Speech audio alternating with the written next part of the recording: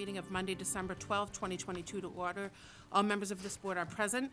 We do apologize for the delay in opening up our session. We just adjourned from an executive session for the purpose of discussing strategies with request to collective bargaining with the Wilmington Police Supervisors Association in accordance with Mass General Law, Chapter 30A, Section 21A3, and for the purpose of discussing the purchase, exchange, lease, or other acquisition of real property at 333 Andover Street in accordance with Mass General Law, Chapter 30A, Section 21A6, as an open meeting may have a detrimental effect on the negotiating position of the town as determined by the chairman, and further to consider executive session minutes from November 29, 2021, March 14, 2022, and April 25, 2022, in accordance with Mass General Law, Chapter 30A, Section 22.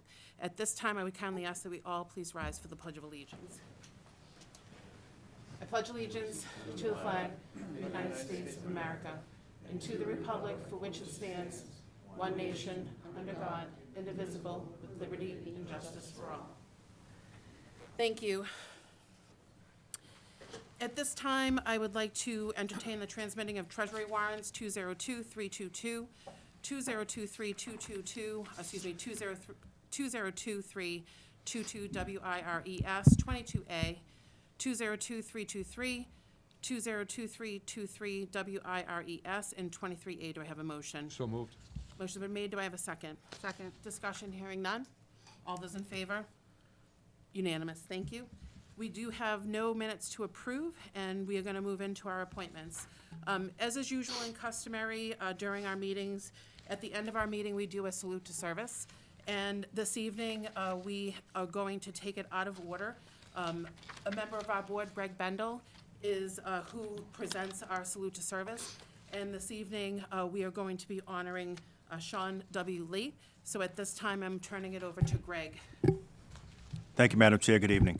It's my distinct pleasure on behalf of the Wilmington Board of Selectmen and our residents to present tonight's salute to service to someone who served our country and our community in law enforcement.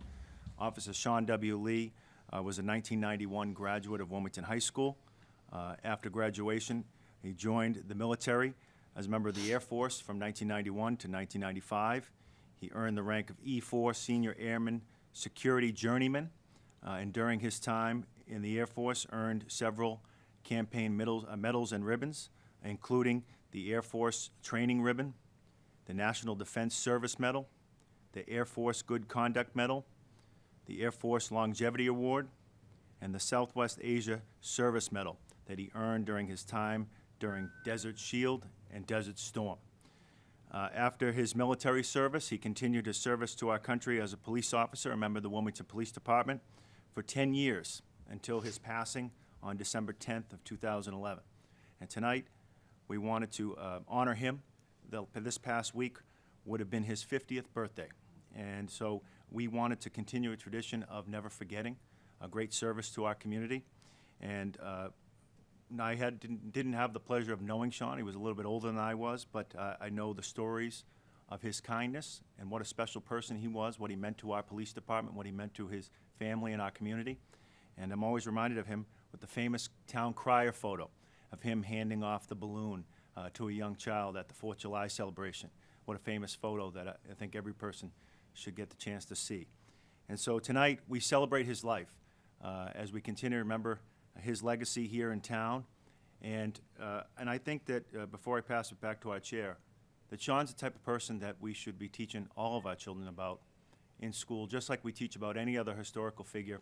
Sean is the type of person we can all aspire to be like, and we should continue to share his story. I urge all residents to join me in sharing his story in the coming days and coming weeks so we can always keep his memory alive. And I know that his family is here, but it's my pleasure to hand this over to our chair, who has a few more words to say about such a beloved person in our community, Sean Lee. Madam Chair? Thank you.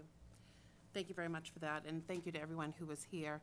I talked with Greg and with the town manager when we set the agenda, and every meeting we do honor a veteran, and it was just fitting and appropriate, and I appreciate Selectman Bendel bringing the idea to me to have Sean honored. I'm very pleased to see how many people are here. It's standing room only.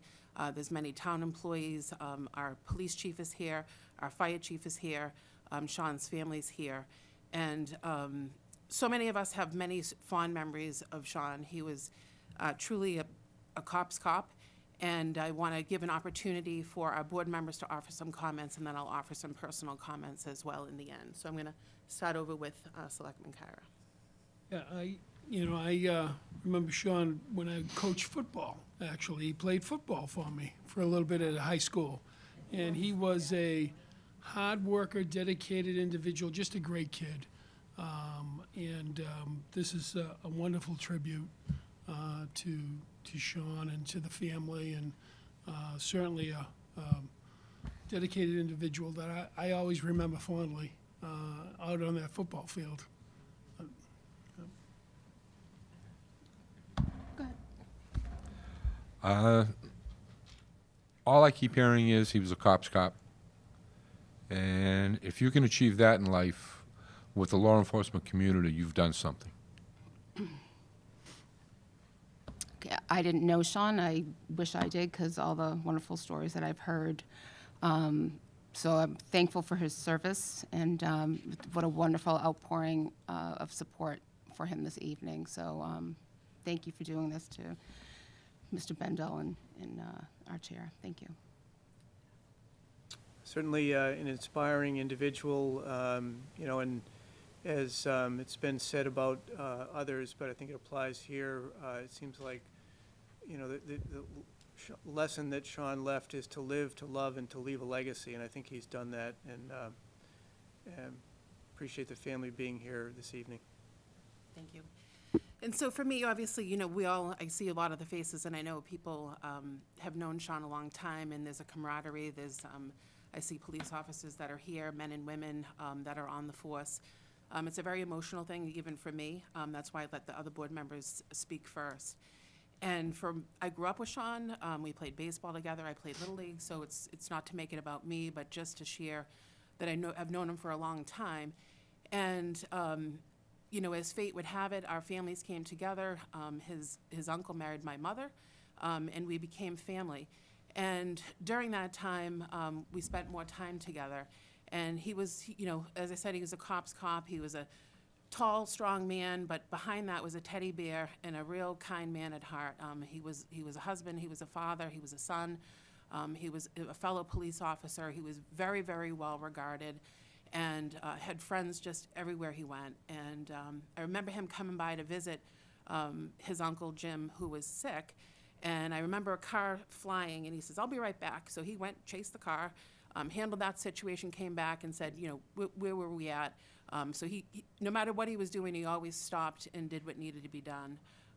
When Jim was sick, he was very clear, if God forbid something ever happened to Jim, that he wanted to be notified right away so that he could get permission from the chief to be in his full dress uniform with his white gloves and hat, and came to the house and brought Jim to rest at Nichols. And that was very important to him. And I bring that up because he loved being a police officer, he loved serving his country, and he loved his family. And he always wanted to do the right thing, and he always wanted to bring honor to the Wilmington Police Department, and wanted to bring honor to his family and anyone that wore a uniform, whether it was a veteran's uniform or a police uniform or a firefighter's uniform. He was that guy. He was very politically involved, and I asked him, "Why don't you run for office in Wilmington?" He says, "Oh, the town of Wilmington doesn't want me. I have too much to say, and I have too many opinions." And if anybody knew Sean, that was so true. But I'll never forget when I first ran for office. I had won, hence why I'm sitting here. And he was released from the hospital that day from having his leukemia treatment. And he was the first person sitting at the Knights to greet me when I came in after the election. And I'll never forget that. So it was no matter how ill he was or how he was feeling, whether he was having a good day or a bad day, he's shown up for everybody and many people in this room. So it is a great source of pride for me. This is personal. We graduated high school together. We celebrated our reunion last year, and we had a remembrance table, and Sean's picture was there with a candle. So he's always thought of. I see his mom, I see his sister, I see other family members and friends, and he is dearly missed. And on his 50th birthday, very fitting to do this. So I'm going to read this now. Salute to service, and the Wilmington Board of Selectmen recognizes Sean W. Lee for service to his country in the United States Air Force as an E-4 Senior Airman, Security Journeyman, earning the Air Force Training Ribbon, National Defense Service Medal, Air Force Good Conduct Medal, Air Force Longevity Award, and the Southwest Asia Service Medal for service during Desert Shield, Desert Storm, and for service to his community as a patrolman in the Wilmington Police Department. And it is signed by today's date, and it's signed by all the members of the Board of Selectmen. I'd like to present this to Sean's mom, Mary Ann.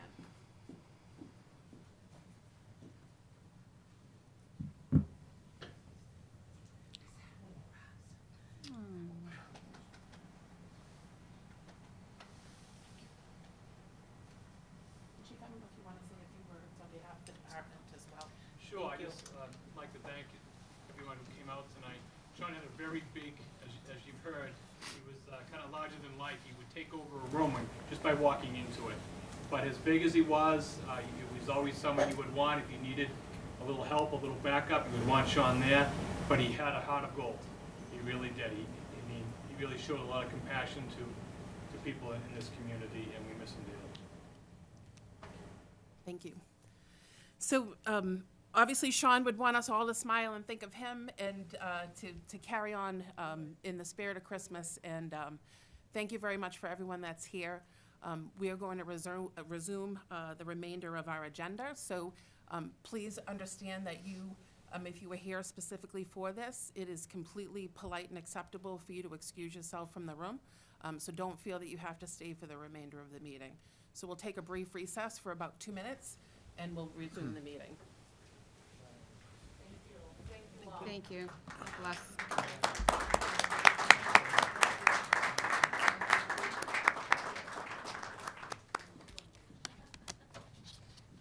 Thank you. Thank you so much. Oh, that's just wonderful. Yeah, good timing. Thank you. God bless. Merry Christmas. Merry Christmas, everybody. God Merry bless. Christmas. God bless America. Yes. Thanks, guys.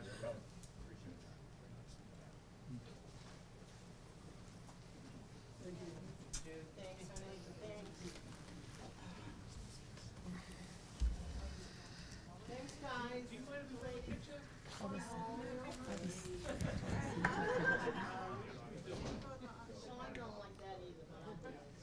As it should. So I think it should be noted too, just the camera cannot see it, but in the hallway, there's probably almost the entire police department Yeah. lined up for Sean, which unfortunately the camera can't see it. So if anyone is watching at home, I think it's just a further credit and testament to Sean that the entire hallway is filled with men and women. So, all right, so let's move on to our next appointment with Paula Looney, who is our town engineer regarding an update on the Lowell Street, Woburn Street Transportation Improvement Project and acquisition of easements. Good evening. Yep, just get yourself settled, thank you.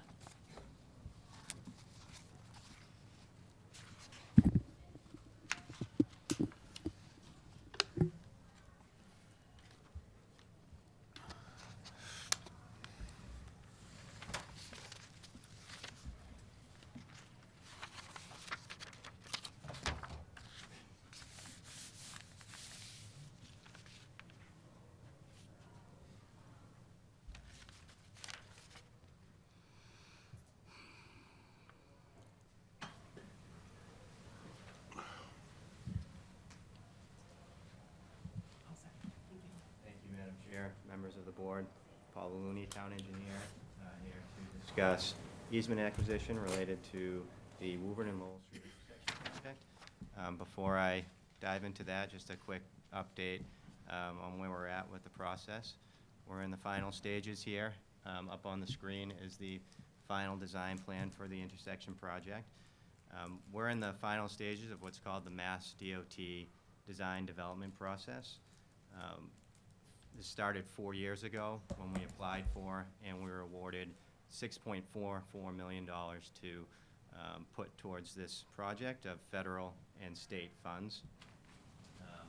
Happy to report we are currently eligible for those funds. It's in this current fiscal year, and we are on schedule for May, being shovel-ready May 2023.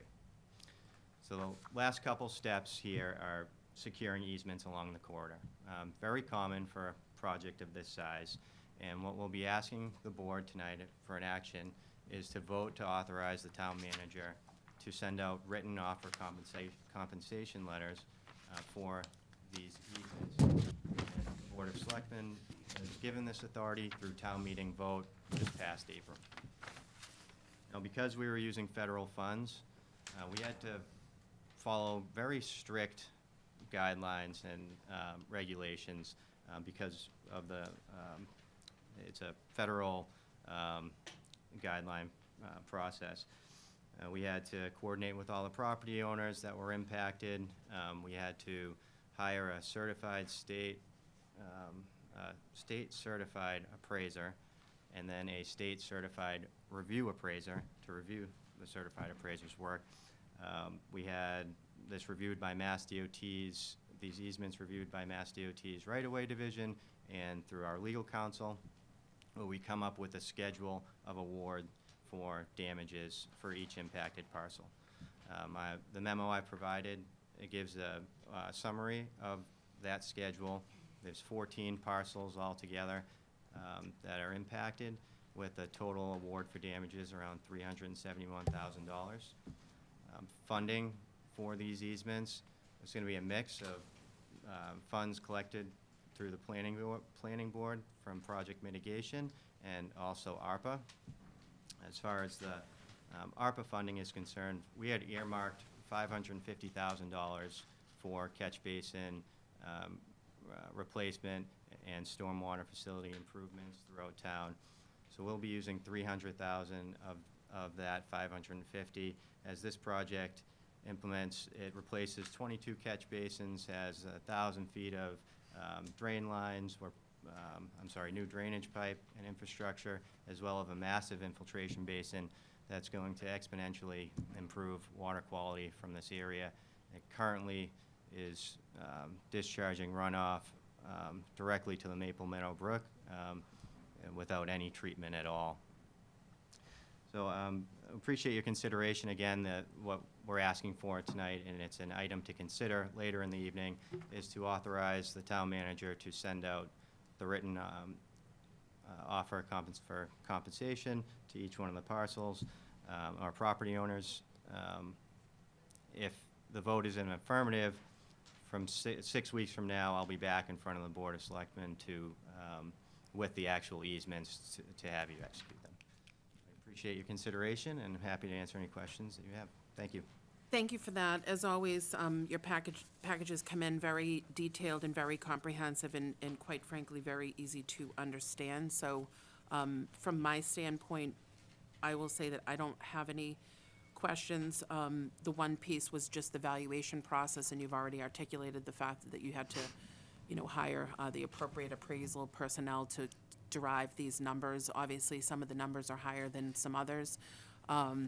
The one thing that I would just want to say, and I know that you talked about it, is that the funding is available, for us to pay these out, and that it isn't going to be a hardship for the town to pay it, and it's not like it's going to increase people's taxes or anything of the sort, because we've had a lot going on lately, so I just want to make sure that that's crystal clear.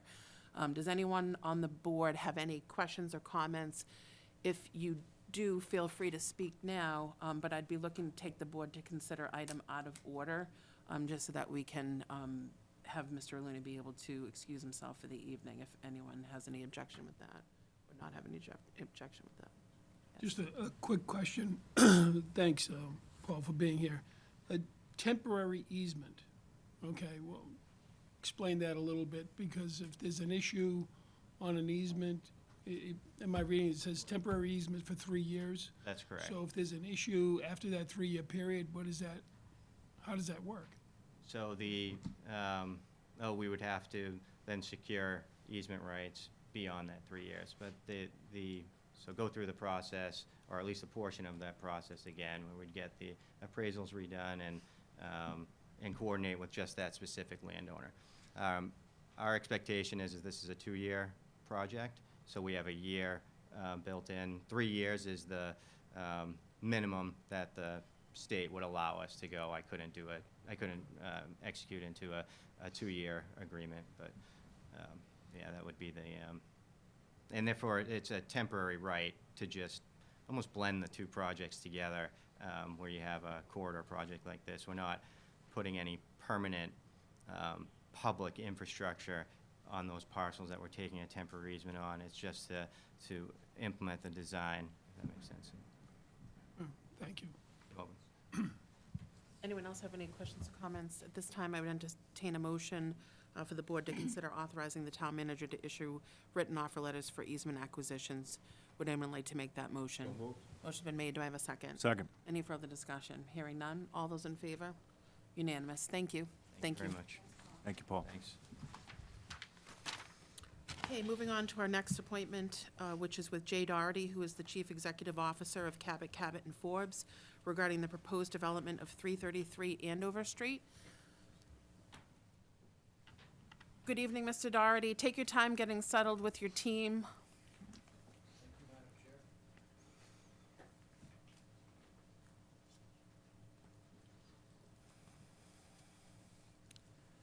So, if it's okay with you, I would like to just turn it over to the manager just to make a brief opening statement prior to having you give your presentation.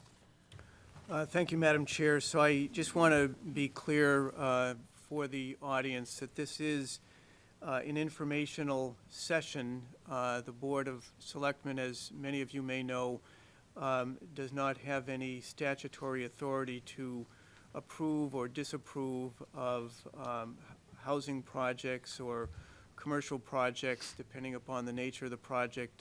The authorization authority could rest with either the Board of Appeals or the various other permitting agencies, but I think the chair rightly decided that it would be advisable and appropriate to make residents of Wilmington aware of what is being proposed for this site and is under consideration. I also think it's just important for folks to understand that the town has had a long-standing interest in this property that goes back, as far as I know, to the 90s. My predecessor, Mike Kyra, who was the town manager, had conversations with the attorneys at the time representing the family. There's correspondence into the early 2000s with a strong desire to purchase the property for the prospect of either recreational purposes, open space.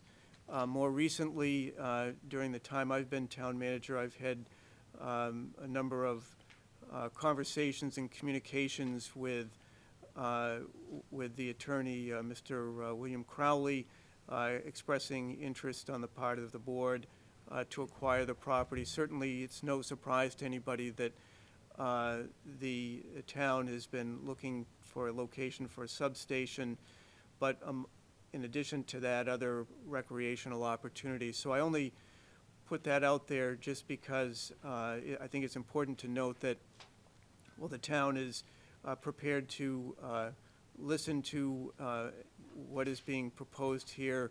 I think it needs to be known that the town is also interested in the property for municipal purposes. Thank you. Mr. Doherty, the floor is yours, and if you'd like to introduce your team, please. Madam Chair, with me from Cabot, and Forbes tonight is John Sullivan, who directs construction and development, Lauren Jasinski, who is our senior project manager on this, Mike Mudano, also a project manager, and also with us tonight is Nina Pickering-Cook, who is a zoning attorney and an advisor to CCNF, and Chris Collins of the Edge Sports Group. So having Thank you. said that, I'll go right into this. I'm not here tonight to present a proposal or a proposed project, and we're not looking for a vote. What I'm here to do is outline some concepts that we'd like to partner with you on, if you are inclined to partner with us.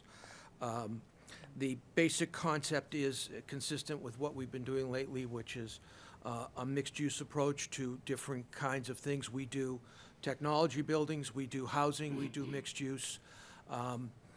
And the mixed-use approaches have been very successful in many communities.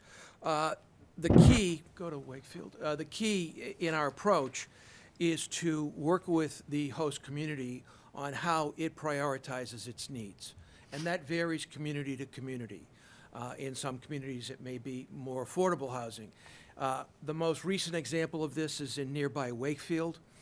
We've just completed approvals with the Zoning Board of Appeals of Wakefield, which is the planning authority in Wakefield, on a 25-acre site on Lake Quannapoet. You see the site outlined there at the top. It's a site that includes a degraded single-story concrete building on about half of the 24 acres and a well-forested 12 acres that you see in green. Part of the issues of the site include the real degradation of the waterfront.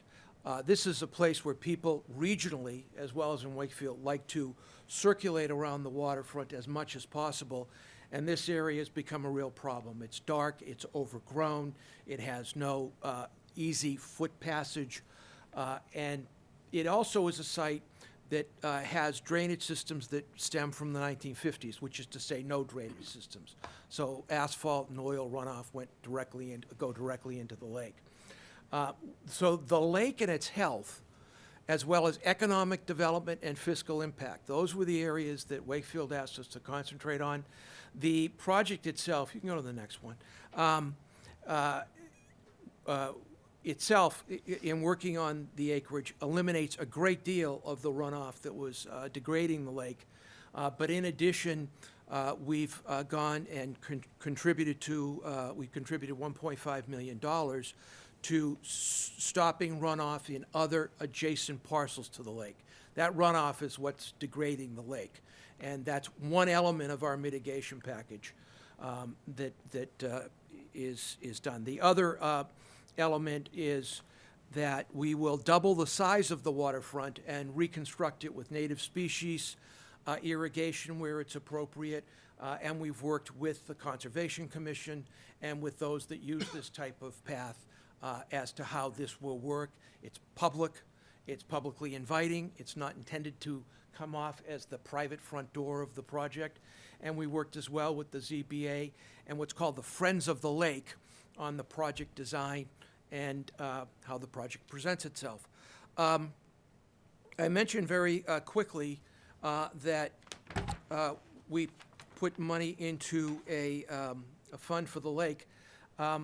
There's about $5 million of CCNF non-project mitigation invested in this Wakefield project. Investment in the lake, investment in remote traffic sites, and other components, some being quite large, some being quite small. In addition, the project was leveraged by the town for a $2 million MassWorks grant to upgrade its drainage system, its water system, rather. I mention both of these because part of what we are thinking about, and perhaps you are thinking about, is the state's new housing choice law. The state's housing choice law calls for communities to put in place as-of-right zoning around commuter rail stations. In the case of Wilmington, Wilmington's allowed to place 25 acres in a remote location. 25 acres has to be contiguous, but the real important feature of housing choice is that it's as of right once the zoning's placed. You place the zoning and your discretion on the project in terms of negotiating mitigation, negotiating the unit mix, negotiating affordable, that essentially goes away. And we believe we can construct a project in partnership with you here that is conventional in that it's a partnership where your needs are a priority and where your needs are met, but that still meets the bounds of housing choice so that that 25-acre component is taken care of. And you'll see that as we move into the concept of the plan. In quick other additions here, Wakefield has had issues on that end of town with auto theft and with other things. And so one of the solutions we and the police chief came up with is that we've created a security room that's ready for the police to take occupancy if and when they need to. It can be there. The thought is that having that there is great for events on the waterfront, because we anticipate events on the waterfront. The other thing that the town really wanted to enhance its economic development appeal, the thinking of the town relative to the units was to try and build better base for worker housing in the industries that are in Wakefield in technology. One of the problems we're having now regionally is we're losing about 50,000 young professionals per year in the tech industries. And the two reasons they're leaving is the high cost of housing, rental housing in particular, and the high cost of childcare. And between those two, well over half the gross income of a young professional can be eaten up. And that's a problem. So they wanted to add some amenities here. The major one is a restaurant that you go back, that you see on the corner. And the idea here is that this is a community location. It's a place where people want to go for dining. It's a place where people may want to stop if they're using the walking and jogging trails. I'll touch very quickly on two other projects. One, and these are, what's happening is the land that one gets to work with now in development is increasingly scarce and increasingly complicated. This is an example. This is actually an aftershot. These are two historic structures. They're 1900s, National Historic, and when we got to the property, the roofs were literally falling down. And we really worked closely with Secretary Galvin and the Preservationist Alliance to create and recreate the 1900 structures as historically faithfully restored. This is actually the church today. It has a roof, and it also has restoration of all the original elements of plaster and stained glass. The last one I'll mention is in Woburn. Woburn was afflicted by a 250-acre superfund. You may all well know about that. And what we've been doing is working with EPA, and we've created a plan to rebuild on portions of that superfund land. It includes about 550 residential units, 290 of which are now open. That's called 120 Emblem. We joint ventured that with Toll Brothers, and we are about to break ground on 250 units closer to the T commuter rail station. One other phase of the project includes biotech manufacturing of drugs at 216 New Boston. That was preceded by about 2 years of work with EPA. Every project, including this land, presents real challenges, and you can't necessarily say you've seen them before, but you have to open up the box, work with the town, and work with whatever those challenges are. That is Emblem 120. It's the first multifamily building within a Superfund in Region 1, which is New England. It also is putting in 10,000 square feet of restaurants, which are really badly needed for the employers of the area, such as Raytheon and Ultragenics. I'm going to try the pronunciation, but I'm not sure I'm going to get it right. Sharpa Farms? Sharapa, okay, all right. So we've entered into a contract with the owners here that's a long-term, mutually binding contract to give us a significant amount of time to explore the potential of the site. And what we want to look for is mixed use. We have several components that we would like to, I'm not going to spend much time on the site. I think everyone knows the site pretty well. The first thing is an edge community recreational city facility. Chris is actually going to tie up this with comments on that. We think it's a great place to create public open space, much as we've done on the Wakefield waterfront. We doubled the space there in a very sensitive and high area. So public open space and public nature trails. One thing we've heard is that there's a need for additional municipal facilities. So we would work with you in that. This shows a locale that we'll show later on plans for a pad, a prepared pad for a municipal facility such as a fire station. Sellers Council, Bill Crowley, tells me that there really isn't proper fire facilities over in this edge of town. And so that's one thing we could do to help, which is to create the environment, the utilities, and the infrastructure. So if you want to do that, you can do that, or you can do a different municipal use. But we're prepared to work with you. We'll also be exploring extension of the sewer system, which is going to have to be done with your town engineer and others. We would examine instituting shuttle services to the commuter rail stations. It varies. We've done many of these, and they vary in attraction and success. But you study it, you work with neighbors, you work with employers to see what works. The core of the program is a multifamily housing program, a rental program of market rate housing. And what we would propose to do is work with you to assess whether and if you want affordable housing components in this. I presume you would, but that varies town by town, and it varies depending upon the zoning that is available under the zoning that's applied. So under housing choice, it focuses on 10% with some discretion, if approved by DHCD, to increase that housing amount as a percentage of an overall project. But we would collaborate with you on that. We think there's a place here for an age 55 restricted component, and that would be an element of the plan if you are partnering with us and you like that as an element of the plan. As in Wakefield, we think there is a place here, particularly with EDGE as part of the program, to create some on-site food amenities. These are not huge facilities. They are calibrated. Press Cafe is emblematic of the kind of facility it is, offering early morning, lunch, and evening dinner. The childcare mentioned here is kind of a little bit probably not wise for us to have mentioned here, in that we don't propose a childcare facility. We are mindful, however, of this dichotomy where people can't pay for childcare and housing. So if the town wanted us to provide a facility for the town, not for the residents, for the town to help serve childcare needs, we would build the shell core building to do that. And we would collaborate with you, whether it be a RFP or other, to select the right operator with the right program. If you don't want it, don't think about it again. But I was surprised. I work on a business board. I work with a business board of about 90 employers. And I was stunned with the results of a survey. I knew that housing cost would be the biggest.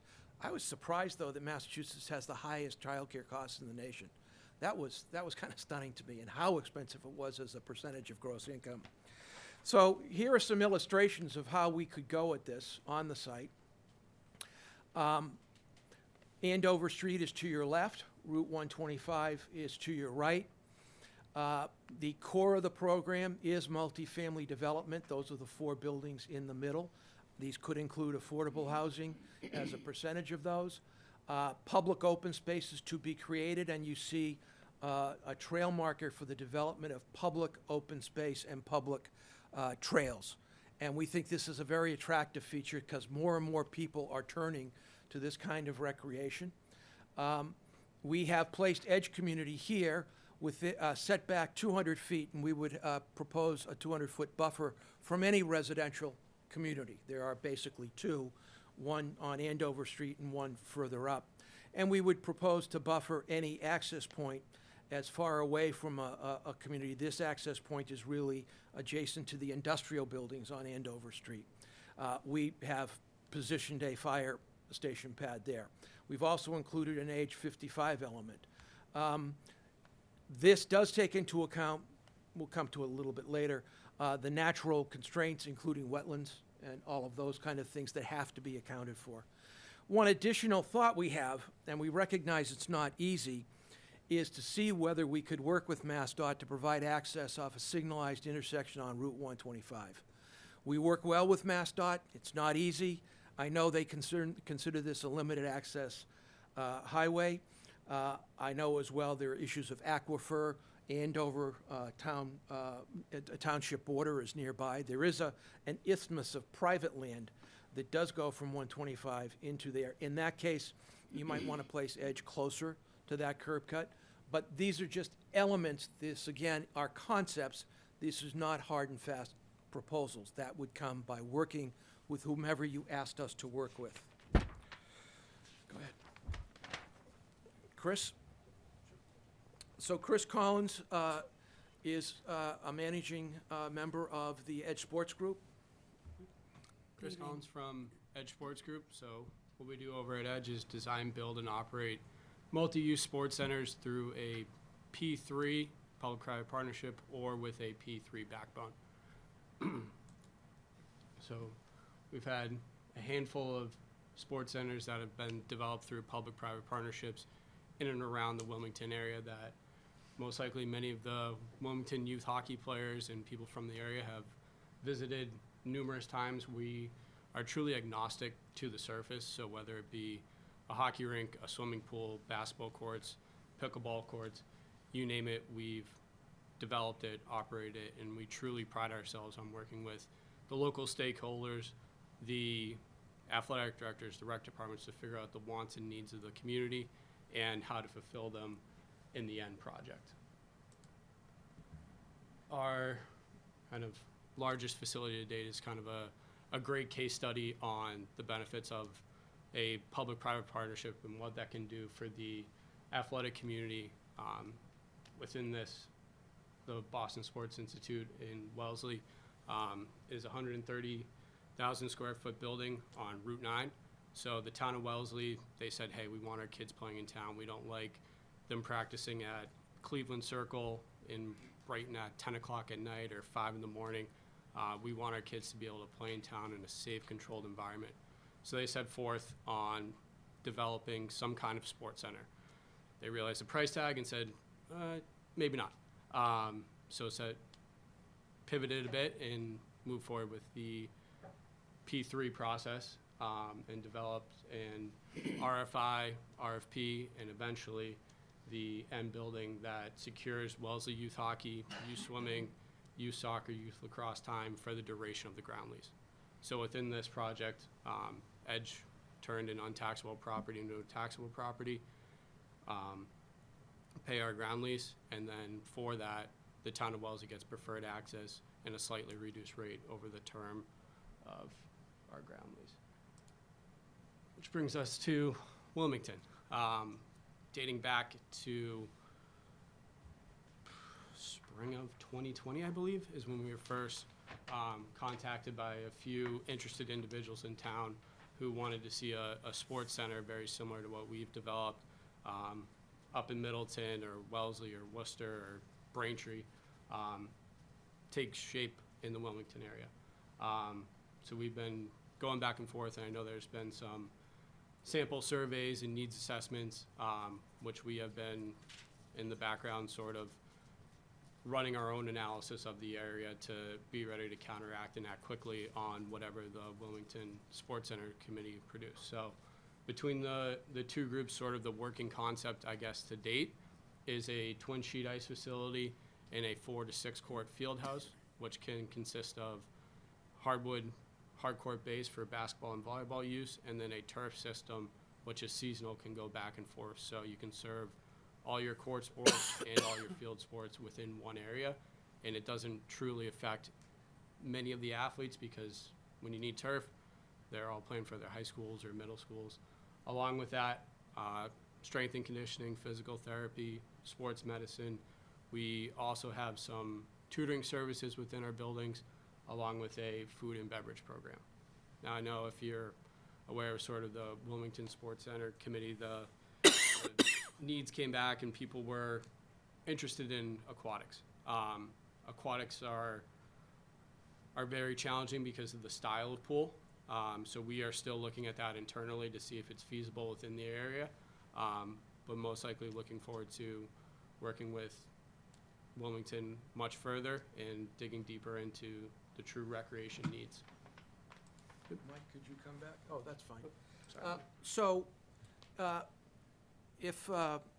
If we have an opportunity to partner with you, we would follow this kind of process and processes you direct. This kind of reflects exactly how we worked with Wakefield. Consultation with town leaders, town agencies in particular. We spent a great deal of time with the DPW director, with the police chief, with the fire chief, understanding the needs of those departments, understanding possible costs associated with our program. A complete fiscal impact study based on those interviews, which were also reviewed by the ZBA members in live interviews with the heads of those agencies. Obviously, the relevant town boards, neighbors, community residents, and I suspect there may be some state agencies involved with this one. We are used to doing for this kind of project traffic studies. We provide the funding. We work with you on your selection of peer reviewers, but we do traffic studies. You can peer review those, fiscal impact studies, environmental studies that would include the wetlands in particular, also a growing concern with tree canopy, and to the extent that we have to remove tree canopy, replacing it as much as possible. That's become increasingly important. Project security, how are these buildings operated? How do we know they won't attract people that we don't want to attract, that we can be secure and we can't invite auto theft? Project management, that's how we run these buildings. Most of what the building's needs are served by the project. Snow plowing, waste management, the utilities.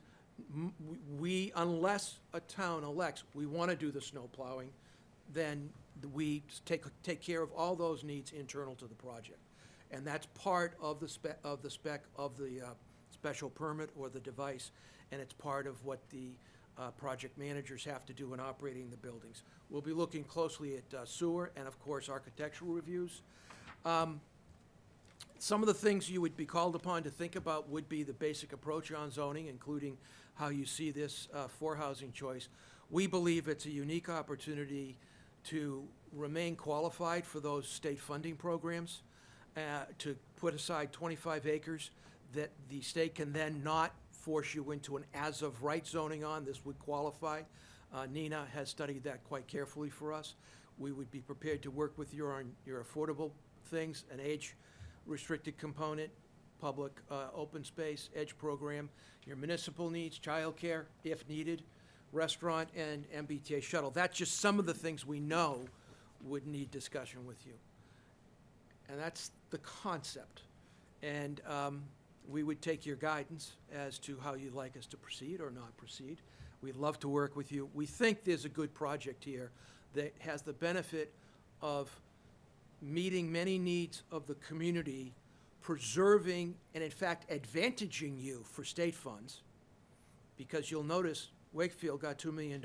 That $2 million was explicitly tied to that housing project. Secretary Keneally is the Secretary of Housing and Economic Development, and he saw to it that the $2 million was awarded because of that. The state is basically trying to find ways to make up this housing gap so they can stop the flow of young talent out of the state, because it's beginning to affect the viability of our tech companies. They are having major problems, even in biotech. You can have grand salaries, you can have grand educational programs, but if people, if $150,000 or $175,000 is not enough to have some place to live and to take care of a child during the day, well, then Texas begins to sound better, and in fact, Texas is sounding better. So we think working with you on this could have major advantages in the long term in terms of your relationship to the state for other funding needs. We're happy to take questions. We're happy to do whatever you like. Thank you very much for being here, and thank you to all of you for your presentation. As the manager had indicated in the beginning, this is an information session for the board. I do want to turn it over to my colleagues to ask any questions. In full disclosure, I had the opportunity to meet with Mr. Doherty and his team previously before bringing them in. I had expressed, obviously I've done some research. The workmanship that you've done is outstanding. You certainly have a sound business model. You clearly have been doing this for a very long time, and you have a wealth of experience, which is all noteworthy. I was very transparent with you in our meeting. As a multi-generational resident in the town, and a taxpayer, I expressed my concerns personally about the growth that Wilmington is experiencing with some dense housing projects, and that I expressed some concern about traffic. I expressed some concern on the impact of this development as it relates to our schools, our police and fire, our just overall infrastructure within the town. I understand personally and professionally that there is a housing crisis in Massachusetts. I was very transparent in our meeting that the town has an interest in the property. I also conveyed that I was not speaking on behalf of the board, that I was just one member listening to the presentation. I also conveyed in that meeting that as of right now, this board has agreed to go to the next step in housing choice, but we have not made a decision as a board if we will be participating in that as a town. So that is still being decided for the long term, while understanding any sort of financial monies that may be at stake. But the town needs to kind of do a cost-benefit analysis internally to see if this board would be supportive of that. I expressed concerns about the size of the development. I expressed concern about the size of the buildings in terms of height. And, you know, obviously, we do have a need for a fire substation. I expressed in that meeting that we have our Reading Municipal Light needs that need to be addressed. I expressed the desire to have a community facility for recreation, for ice, and for, you know, turf and whatever was discussed. And I appreciate the interest of the Edge to want to do business in the town of Wilmington. So I want to be very clear that I am open and receptive while expressing my personal concerns, my town concerns, and just my own belief system on that. So I just want to kind of get that out in front. And I have concerns about sewer. I have concerns about 125 impact in terms of just being a single lane on both sides. And, you know, I will leave it at that, and also want to just turn it over to board members. I'm going to start to my left here with Selectwoman Maselli, and just move across the table. Thank you, Chair. So I think the chair echoed a lot of what I was going to say. So, you know, we don't have a say in this. It's a great information session for the people in the room, the residents in the room, and those watching. I'm going to speak as a selectwoman first. If we do not decide to go with the housing choice, how does that impact this for you? How does it impact you? It doesn't if you wanted to proceed with the project under some other form of zoning. We only present the housing choice piece because it allows you to preserve the state funding that pays a lot of infrastructure bills, and in fact gain an advantage in receiving that.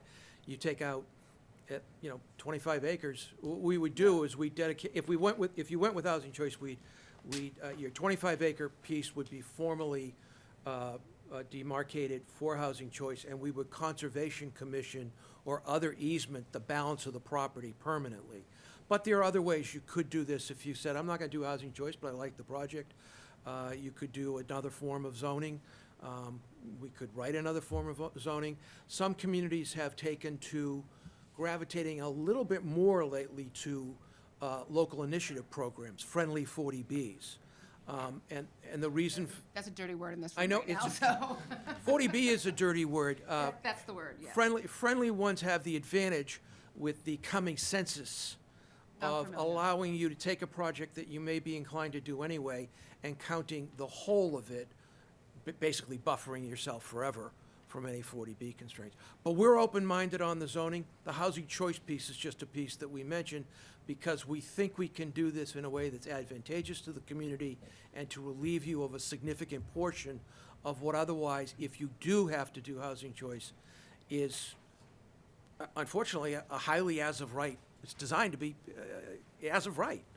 And it's very difficult to understand that. I'll just state, which has nothing to do with it, but the housing choice isn't really a choice. The state is shoving it down our throats, and we have yet to decide. But I just want to express my opinion about that whole situation. But I personally, as selectwoman and resident, do not think this is right for our town. We are overflowing with apartment buildings, 40Bs, friendly 40Bs, unfriendly.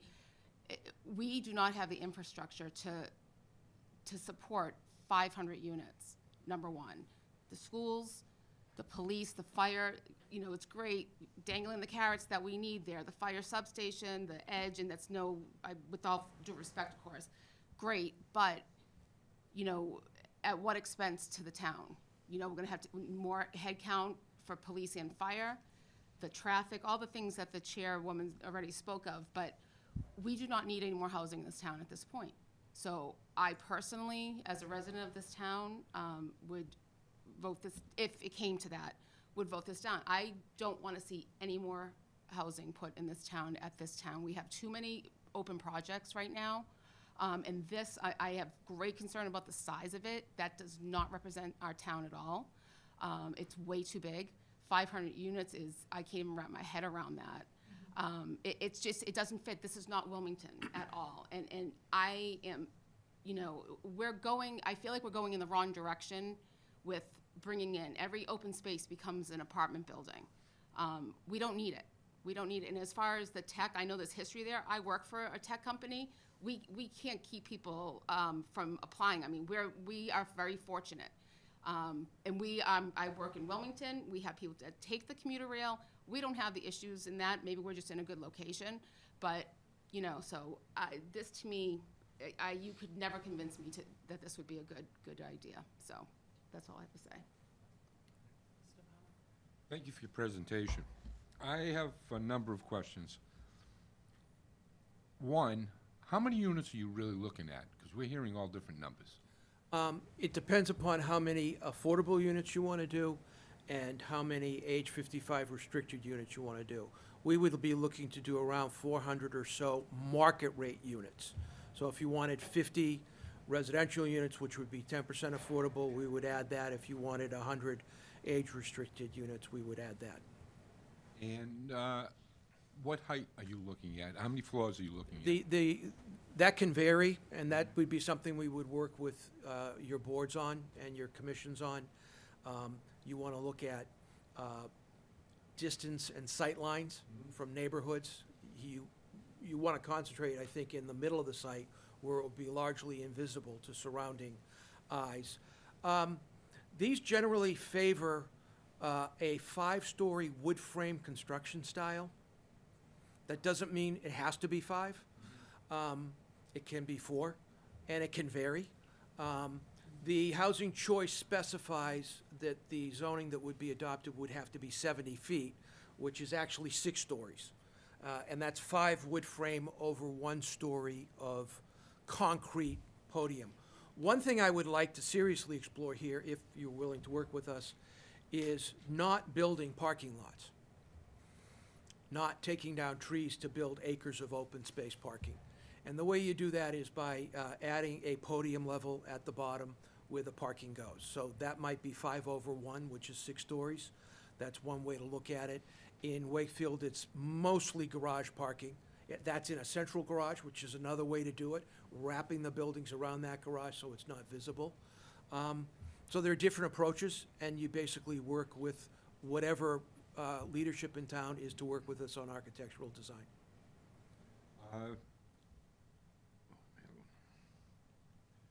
With all these buildings I see that you're looking at creating at this time, just from what you showed us, and I know plans will change. This plan that you're showing us today will probably not be the plan when Almost you're certainly. ready to Yes. request for approvals. Are you planning on doing this in one stage, or are you No, segments? No, it's phased in such a way that the first units, at the earliest the first unit could open would be 4 years from now. And the last units would open probably close to 10 years from now. So the phasing that goes with it, you don't get all of that all at once. We would look to phase the Edge Sports piece early if that's possible. You don't generally build 2 phases at once unless you're building, say, an age 55 restricted and a market rate project. But that would be the most in simultaneous transition. Otherwise, very often it takes 5 years to get the first doors open. I was just curious on phasing it in. What else was it? You had mentioned childcare. Now, let me get this right, that if there is enough interest in it, you would build a building for it, but you would not manage it? Is that the way I'm looking at it? That's, we haven't done that before. And I only surfaced it because I was stunned by this business board I'm on, and they did a study of what's happening in Massachusetts and why people are leaving. And after housing cost, it was childcare, and it was extraordinary. So my concept was that we would build the shell core building, and that we would then collaborate with whomever the town thought I think we would collaborate as to what the best operator would be. You can always get Brightview to do something, but they're not the least expensive. There are some very good nonprofits that do this. So that's really a collaborative process. We haven't done it before, but a lot of things we haven't done before, we've done well. We've just done them carefully. We go out, we do the research, we talk to people, we invite people in. That one we'd closely partner with the town. I believe Edge sometimes has childcare facilities itself. Yeah, we've looked at it and at least host childcare events. So that would be a complement that would be pretty efficient. So, from what you've just told us today, your company is planning on staying here for the long haul. Yes. You're not planning on building, getting to 90%, and saying, see you later, bye, put it up for sale to whoever wants to buy it. No, this Unless is, someone comes in with an I insane can't say figure, it's I understand forever. that, but- The last project we opened was the St. Gabriel's project, and we've been involved, John, what do you think, 7 years? Oh, it's 7 years so far, and it's certainly not going to go anywhere for another couple of years. We do, as we get the permit put away, when we can force whoever invests in the project to be governed by the permit. That's a big goal of ours. We don't want to invite an investor in who says, oh, your permit's not done, let me change this. We don't want that because it causes strains in our other communities we go into. The permanent has to be bedded down. We then invite construction loans and investors. Eventually, at some point, investors have some decision-making control. Their pension funds, they eventually need to sell. The good news on these kind of projects, in particular, is that they are institutional quality, which means you always have a prudential. You have large-scale, institutional, high-quality managers. And if anything, those people put more money into maintenance and reserves than I could ever dream of.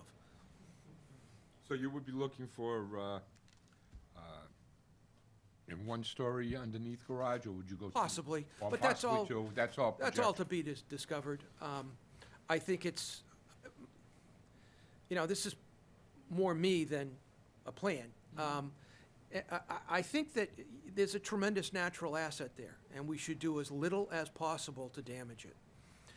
We should protect as much of the tree canopy, restore as much as we can, create inviting space for the public, not space that looks like it's reserved. I was just driving by a country club, and it says, no public invited here.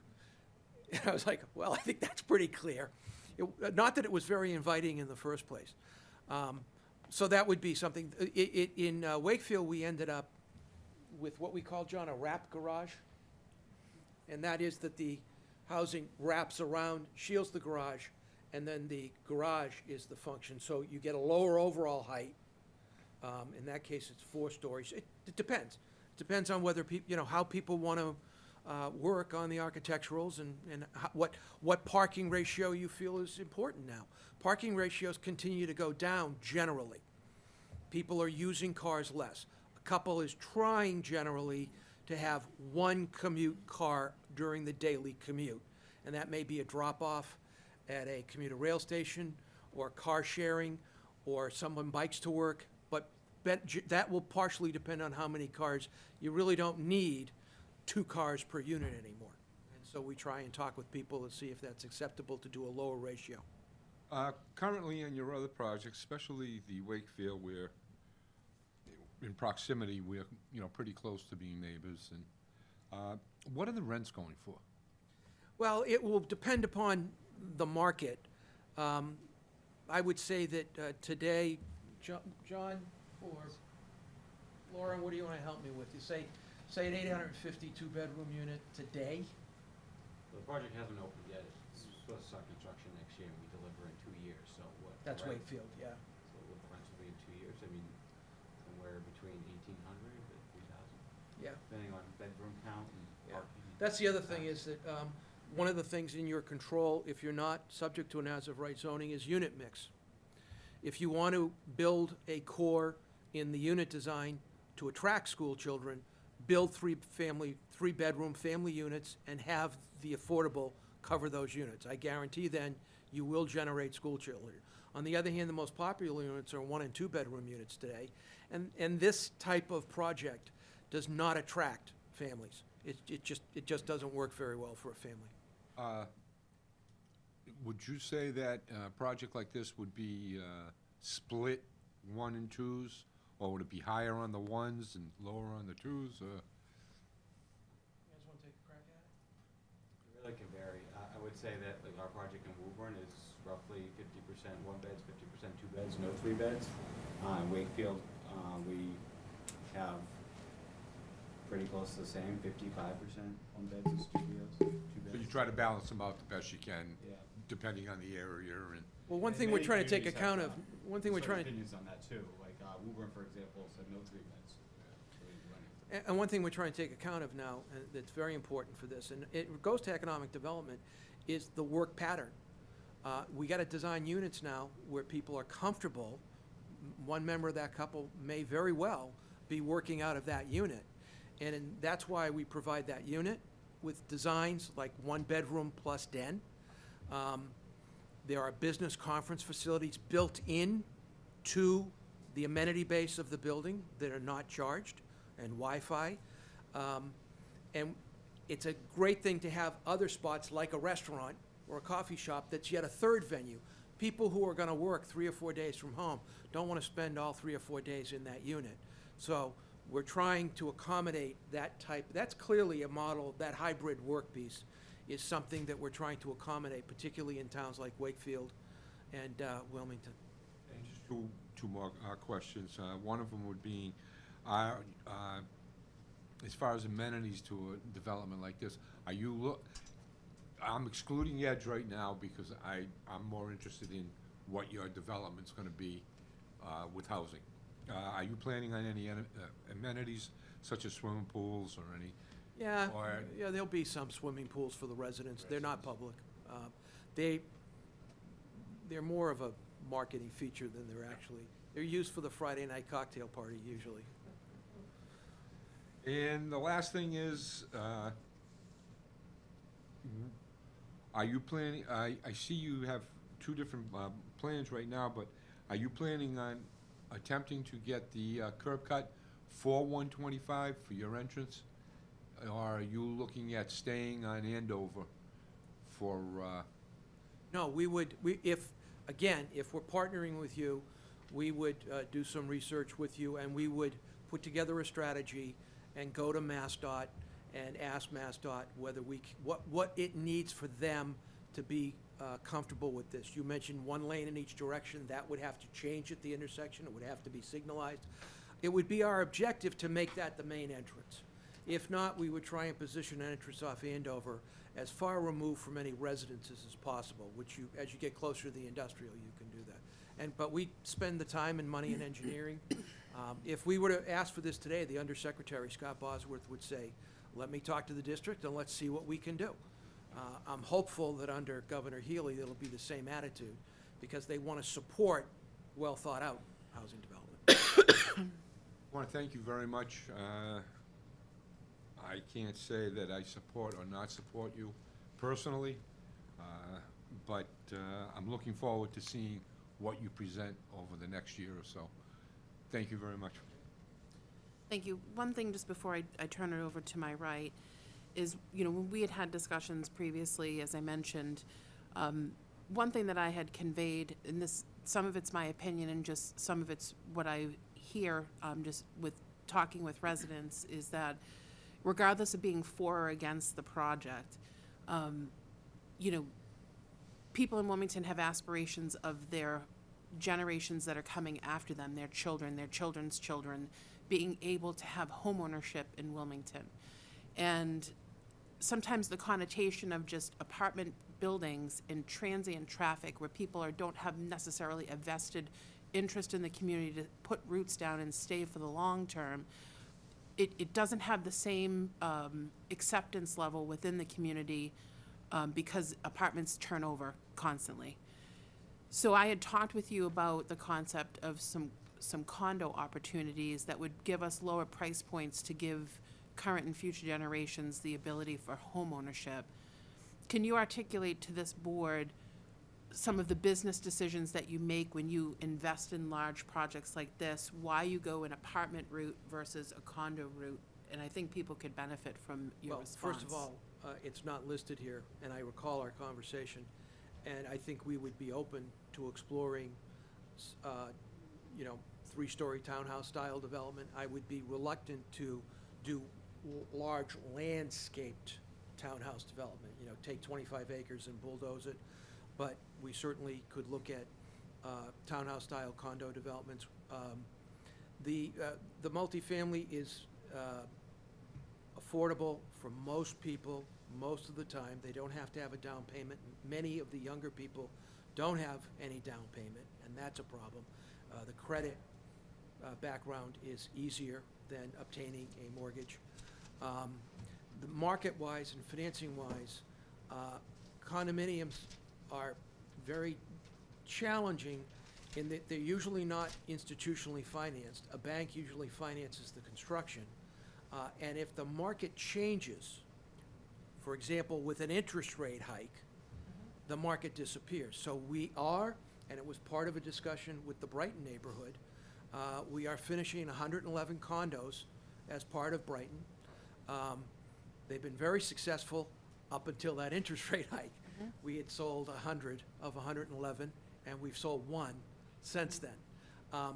Now, interestingly enough, that may be related to the fact that the 1 and 2 bedroom units are what people want to buy, and not, we had thought there'd be a market for studio units.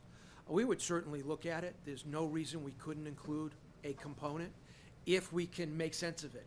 We haven't done it in the suburbs, but we'd be open to it. You know, is there a market? Can we convince ourselves that that market has some sustainability? Funny enough, you and I talked about this.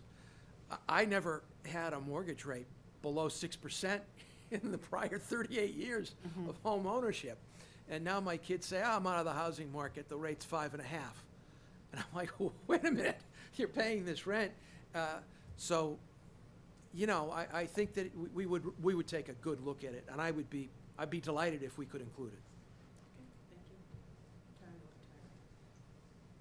Thank you, Madam Chair, and thank you, Mr. Hull, for your introductory remarks. I appreciate you framing this conversation so well. To you and your team, thank you for being here and presenting this information for our community. I just want to be upfront, be transparent that I am in favor of the town purchasing this property and to use it for much different reasons. But I'll simply say that I'm in no position to offer support for this proposal. But again, I appreciate you being here. Thank you. Yes, thank you, Madam Chair. Just for the public, we've met. We had a meeting as well, but along with Mark DiGiovanni, who's the chairman of the rink committee. And the purpose of that meeting was to talk primarily about the rink, the sporting facility with the edge, to find out how that would work, and to make sure that if this were to happen, that facility would have first use for the youth of Wilmington and the high school of Wilmington, and correct, Chris? Yeah. And we talked primarily what the chairman had already said, pretty parallel to what she had mentioned. But just to some follow-up questions. You mentioned that there'd be exclusive pools for the residents, tennis courts, basketball courts as well? No? Okay. You mentioned shuttle use. Shuttle use Well, just for the residents of that area? No. The shuttle is, well, the way we do it is we fund professional studies of potential demand. And that usually entails talking to the community, the town, talking to nearby employers. We'd be up and down Ballardvale to see whether they have an interest. It's wonderful if you can join residential uses and commercial uses, because the traffic goes both ways. It's very efficient. So in Alewife, it's both ways. In Brighton, it's still developing. We fund the studies, we bring the capital and the equipment, the buses, and we start up operations. We fund that startup. And then you go into it 2 years and people have to make decisions as to what they want to do. Recently, John, what institution joined us in the shuttle system? Is it St. E's? It was, I know WGBH joined. But you try and expand so that employers, as well as other residential, so no, it's a public system, and that's the way it operates. And, And we split up the cost amongst the sponsors, the CCNFs and the employers. And if you can get it going and get that sponsorship split up, it can be pretty effective, even for modest levels of use. Ultimately, it's wonderful if you can integrate it with the Transportation Management Association, a TMA. The Alewife TMA and the 128 Business Council TMA. That 128 would be a great one here. You get it going, you're starting to get traffic, they have a lot of added benefits. You bring them in, they take over the ultimate ownership and operation. and when we spoke, I brought up about the trails, and I hear that you mentioned the trails, and we talked about maybe a playground and close to the edge area, and something that you hadn't figured on was public parking for people to No, we take would- use of the yeah. trail. So now we're talking about shuttle parking and public parking, in addition to, well, the other parking for the residents would be underground. Or would be at grade under podium ideally. And you still see enough foliage, as you call it, or tree? Oh, yeah, I think so. Tree Sure. cover? Sure, tree With all canopy, that sure. extra parking? For use for nature trails, and I don't know if it would include bike trails, that's what we'd have to work on with your boards. I mean, should we grade this so it's a bike trail? Do you not want it to, that's up to you and what we make sense. Generally, you don't need large parking lots to support that. If somebody wants to drive to this area to use the nature trail network, which would be a couple of miles, that's a modest amount of at-grade parking. I think we're doing 50 spaces, 50 spaces at the waterfront reserved for the public in Wakefield. And everyone thinks that's a good, you probably don't want to look to do like, huge events, motorcycle rallies or something that need 1,000 car parking. It's more for the kind of things you might think of at town scale. And we have an inclusionary bylaw in Wilmington. Valerie can speak to that. I think it's what, 15% for affordable housing for new buildings in or condos or apartment complexes in town. And you're talking about 10%. No. But we have a bylaw that says 15%. No, I mentioned that I know that DHCD, in looking at housing choice, initially talked about, I don't know whether it was a limit of 10%, Yeah, that they indicated more flexibility. yes. So originally it started when the guidelines came out from DHCD that towns could not, they didn't want to minimize the as-of-right zoning by allowing towns this huge flexibility to put in an affordability component, so we limited it to 10%. Since then, they've gotten pushback from the town for all the reasons you all know very well, and are showing more flexibility on the front of how much affordability will allow per project. We certainly would be able to embrace 15%. And we talked about the over 55. Over And I 55? mentioned senior housing as a component. I know you said you were gonna do some research on it. We're- You had to maybe partner with some other, Yeah, if we entity or were to look something? into more extensive, if you develop age 55, it's the same thing we build with slightly different design, slightly different units, slightly different amenities, certain other features. But it's still basically what we do. It's not magic. If you begin to creep into the area of services and assisted living, that's a very different piece. If someone said, we'd like you to look at that, we would look at it. That we would definitely look to a joint venture partner with. and you mentioned the pad for the fire substation / police component to it. And it was mentioned to me that it would be a gift to the town, but it was mentioned in one of your other presentations that it may be a lease. So that And would we have to could, be if the decided town whether it's desired a gift. lease, we could do it as a lease, but, Well, I I wouldn't don't- want to lease it, I would want it, right? yeah, no, I would think that, Plus with the, in the fire truck that you promised to. I remember that one, that stuck right in my head. you gotta go back and ask Mayor McGlynn. I did a lot of his fire trucks. Of Medford. The concept, no, it would certainly, I think we would contemplate that it would be a deed. I don't see any reason it would need to be a ground lease. I don't know, maybe I misspoke. And the concept would be to do what's necessary to prepare it so that the town is looking at expenditures sort of foundation and up, and not for site prep, excavation, demolition, clearing the site, but get what we call a prepared pad. We do it frequently in office and industrial.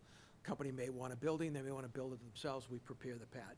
We would do something similar. One of our jobs with Edge is going to be that we're going to have to provide them land and work with them to make sure they have an economically sufficient program so they can privately finance it and serve the needs of the community. So part of our effort will be part of how we work with them on getting them the land to do that.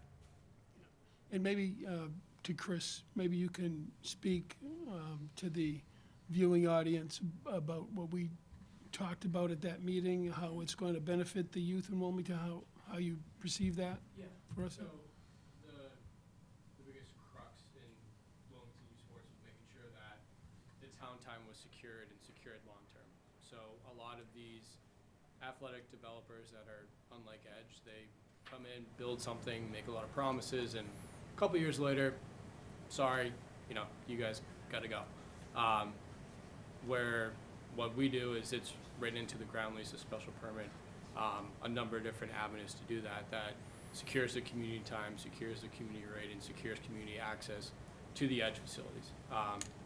Our company's very, like I said, agnostic to the surface and flexible from a financing standpoint, quite frankly, because we have to be.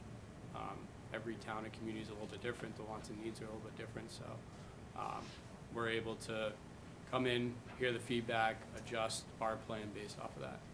So, You heard Chris mention, he's often working with a municipality that possesses the property and doing a ground lease, which forms sort of an additional security over the whole concept.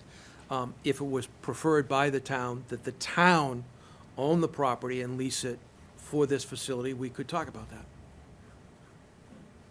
Thank you. Thank you, Madam Chair. Thank you. So I just want to acknowledge that Valerie Gingrich is here as our Planning and Conservation Director. Just wanted to publicly acknowledge you and thank you for being here as well. We had wanted to have you on standby just in case that we had any specific questions. Does anybody have any questions, Valerie, at all? Anyone? And then Jeff, did you have anything to offer, or do you feel that you're? Well, I think it's fair to say, and I think the board has conveyed the concern about the scale of the development. Certainly, this would be, a development of 5 or perhaps 500 or more units would be larger than any other development that, Wilmington has seen, which, I think not. It's understandable to imagine in any community that would have a lot of concerns, just the scale of a development of that type, and as was noted earlier, the amount of traffic and other associated impacts. I guess one question I have specifically is how long you anticipate your due diligence effort to take. One of the things that I think there's been internal discussions about, the issues ranging from the amount of wetlands to other things that may have gone on there in the property's history. So, can you offer any insight in terms of how long your due diligence process will last? I would guess that, first, we would be looking to be sure that we were on some path that made sense to the town. There's a lot of work to be done on that parcel. It's not a simple parcel. It has a National Grid aerial easement, for example, that's going to need work. They're still building these things with aerial, even though even in New England, these aerials have begun to collapse in instances and led to fires because we're suffering a cycle of drought and deluge. So we have to work with NSTAR on whether that's still extant. It's an easement that's never been used. We have to look hard at sewer for the cost. So those are all things that will take 3 to 6 months. Ideally, we would be in a collaboration where we're beginning to steer some of the outcomes of these issues in a way that we think suits the town. So that, for example, Edge has certain different needs than the residential component might have in terms of sewer, in terms of how the zoning treats it. So I'd say 3 to 6 months of due diligence work on the core infrastructure matters, such as sewer, such as access, preliminary assessment of traffic. I understand all of the skepticism and fears that go with the size and scale of a project like this. What the scale does allow you to do is to do things you can't otherwise do. If you have 200 units, you're going to park it at grade. If you have a big forest around it, good luck to the forest, because you can't afford to build structured parking. So we try and use the scale to leverage things like the efficiency of a project that can deliver the community recreational facility, that can deliver a needed part of a municipal facility. That's what the scale allows. It also allows us to do other things like age 55. Condominiums are risky, but if you have a substantial base of the project that you can look to, then that's just part of the risk. You try and time it, and you try and do it that way. We worked really hard in Wakefield. We would work very hard here. I'm happy to share the detailed economic studies that resulted in Wakefield. I think on every project impact, the project demonstrated that it was a net positive impact, that it generated more tax revenue than municipal costs. That may sound incredulous, but we did it with every single agency and every single manager. And when the chairman of the ZBA heard that, he'd say, I don't want to hear it from you, I want to hear it from the police chief. And the police chief would come down and endorse the study, and the same for the fire chief. But that's careful study, and it varies town to town. But we would do those studies, we would do them with you, we'd be transparent with you. So I think you can realize some of the benefits you're really trying to get, and get them more quickly than you might otherwise have to in investing town capital and town resources. We are, if we're working on a project with the town, we're very, very dedicated to getting it right.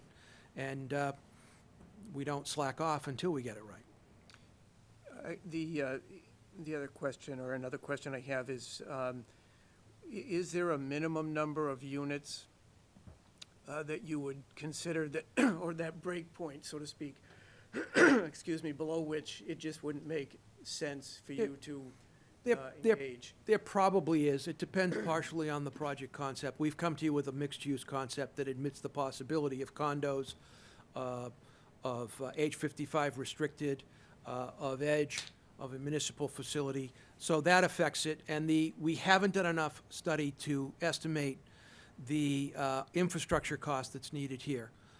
The sewer needs to be extended to here. That's going to cost some money. It would have some advantages to nearby residences that could then hook up.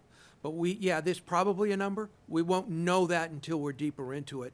And also, people need to give and take about what they want and what's important. It may be that, people don't want in this location, people don't care if there's any dining facilities or anything, and so that's 3,000 square feet that we don't build for that purpose. Or maybe the overwhelming sentiment is, we'll get our own community recreational facility built sometime. So we need to sort it out. We're here very early in this process. Usually we spend more time in some of the detailed study. We happen to meet a couple of the selectmen. They asked us to brief you, but the answers to your questions we have to figure those out. And we'll need to do some studies in traffic and sewer, traffic improvements, to begin to determine, there's probably a break even, sure. It may be less than what we're talking about today. Valerie, do you recall this area of town, if I recall, it is not within the sewer district, which came out of our CWRMP plan.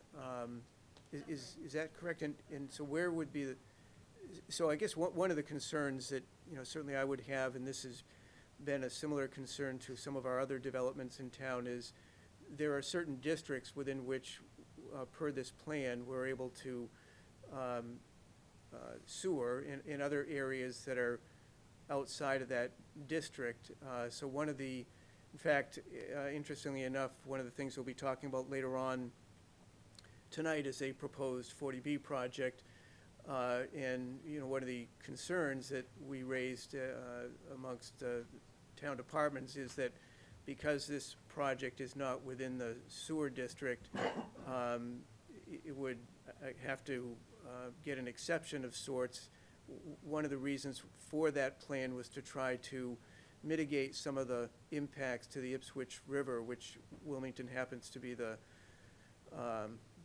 source of the Ipswich. It starts here, so to speak. And so I guess, you know, the prospect of a large-scale project of this nature being outside of a recognized sewer district would have some concerns. And I don't recall offhand exactly where the closest connection is, but do you happen to know, Valerie? I think it would be somewhere on Valley Hill. Okay. So I just want to raise that as, you know, certainly Again, a there are concern. some, we're very early here. It could well be it's a fatal flaw. Yeah. You know, you can do waste management on site. I'm not sure how much we'd like that and how expensive it would be. You know, at some point, you find things in projects that you can't solve, and you have to throw in the towel and say, well, I can't solve that. So it could be that sewer's like that. We're early in this presentation, and we usually have that answer. But the things we'd be looking at immediately, closely and carefully would be sewer, traffic, particularly the possibility of an easier traffic access off of 125.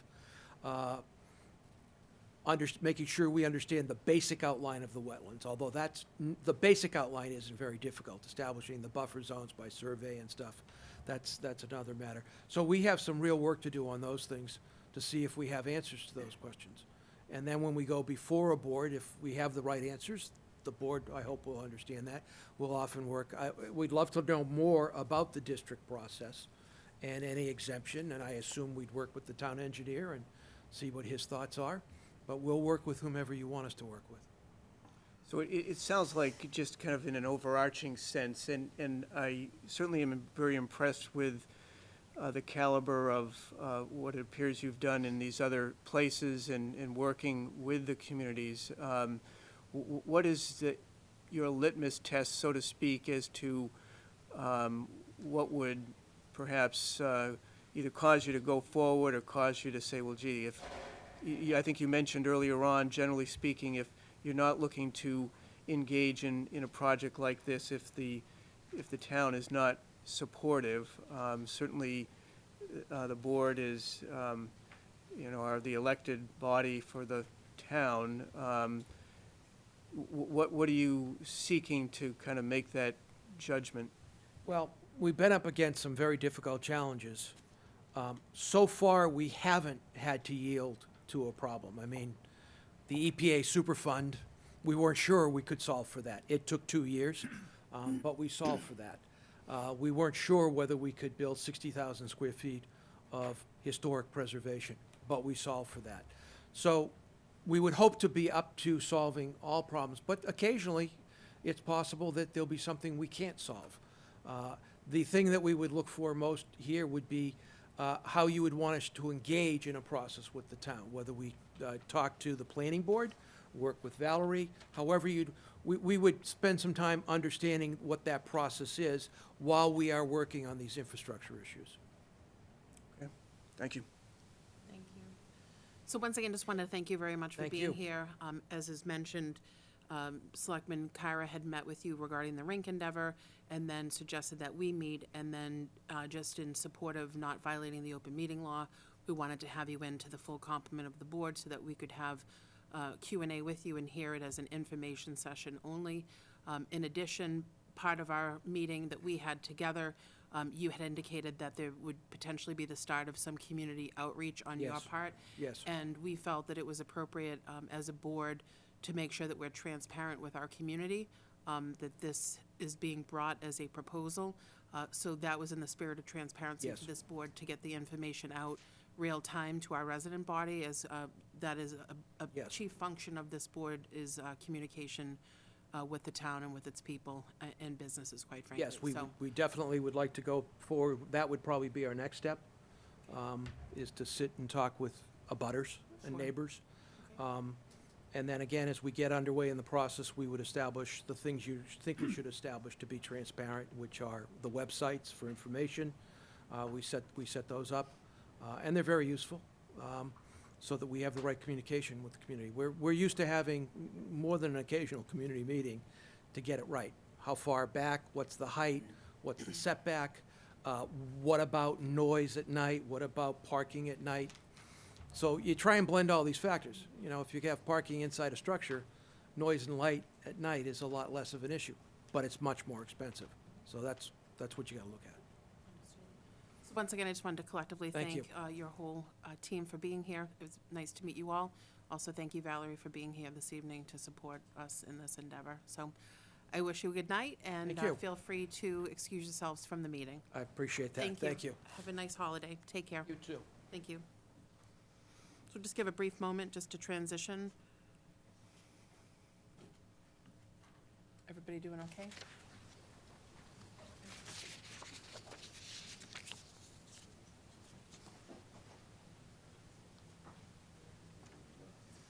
So moving on to our next appointment, which is with Susan Inman, who is our Assistant Town Manager and Human Resources Director, regarding our Verizon Fios cable license renewal.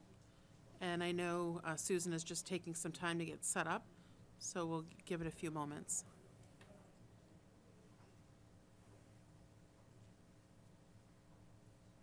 Can you hear us, Bill? Yes, I can. Okay. You just get you on a bigger screen.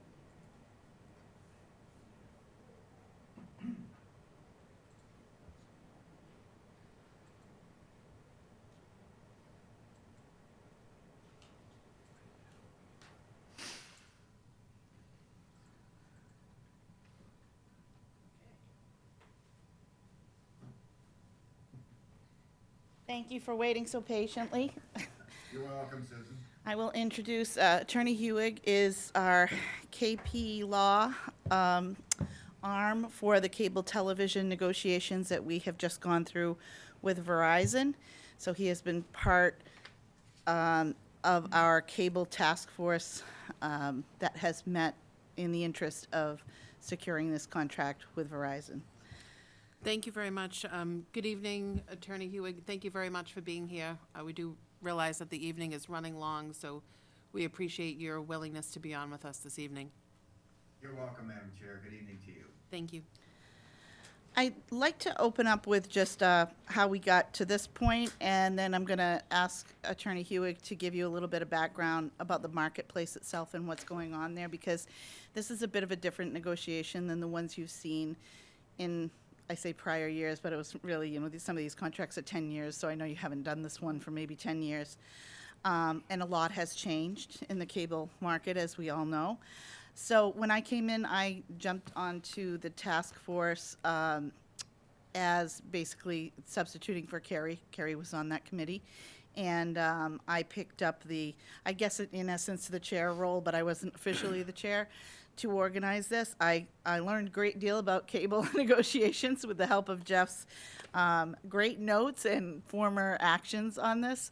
So, and Attorney Hewig helped me find my way through the process. So, right now, it appears that we have been in negotiations with Verizon to give them a, to renew their cable license. And normally, we would seek to do that for a longer period, but they are only willing at this point to give us a negotiation of 5 years. I'm going to have Attorney Hewig speak to that in just a moment. But basically, we're going to talk to you about what is in this agreement. It is basically the GAR, which is the gross annual revenues, the payment over the term of the license for capital facilities planning and funding, planning for the funding, and then a 5-year license term, which I just mentioned, different from your 10-year term previously. I'd just like to mention there were several members on the committee. There was Karen Campbell of Recreation, who recently retired, Ken Lord, who is our IT person for the schools, John O'Neill, which is our IT person for the town, George Breslin, and Sam Perkins and I served as kind of unofficial members, so all of them participated in getting us to this point. So I might turn to Attorney Hewig and just have him give you a little bit of information on why the market is different. One of the things that we have pointed out as in negotiations is there's been basically a 23 to 24% inflation over the past 10 years and a wage price index increase of like 30%. Which makes it very, very difficult for our cable access producers to be able to work through that kind of increase without getting a substantive increase from Verizon in terms of this contract. And so maybe you can speak to that a little bit, Attorney Hewig. Thank you, Susan, and good evening, and again, members of the board, and Mr. Hall, and members of the public. There has indeed, of course, been a change in the landscape of cable television, particularly since Verizon first entered the market back in 2007. Back then, cable industry was seen as a growth industry, and it did not foresee, and none of us foresaw, what was coming in perhaps 10 to 12 years after that license was signed. And what was coming, of course, was a large amount of competition coming onto the scene from non-licensed streaming providers who were streaming their programming content over the internet. Those providers did not have to pay fees. They didn't have to get enter negotiations for licenses. They were essentially unregulated. And Verizon and Comcast and the cable companies found themselves at a bit of a disadvantage. They still had to negotiate licenses. They still had to pay for the right to use the town's right-of-ways with poles and wires to provide their services.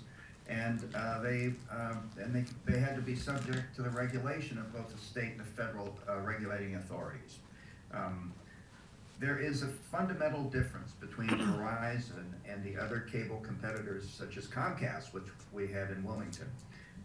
And I'll make it as simple as I can. It's a legal distinction, but it's a significant one. Verizon originally existed as a telephone company, and they fell under Title II of the Federal Communications Act, and as such, they did not need to have a license to put up poles and string wires over the town's rights-of-way. They had the right to do that under the Telecommunications Acts, and they did so, and they were in town with their poles and wires long before Comcast came to town as a cable company. As a Title II company, therefore, they have a pre-existing right to use the rights-of-way for two things that are unlicensed. One of them is broadband, which is not licensed, and the other is telephone service, also unlicensed. When Verizon decided they wanted to enter the cable market, they applied for and got a license, and then they were able to begin to market cable right away because they already had the hardware and the plant up for other purposes.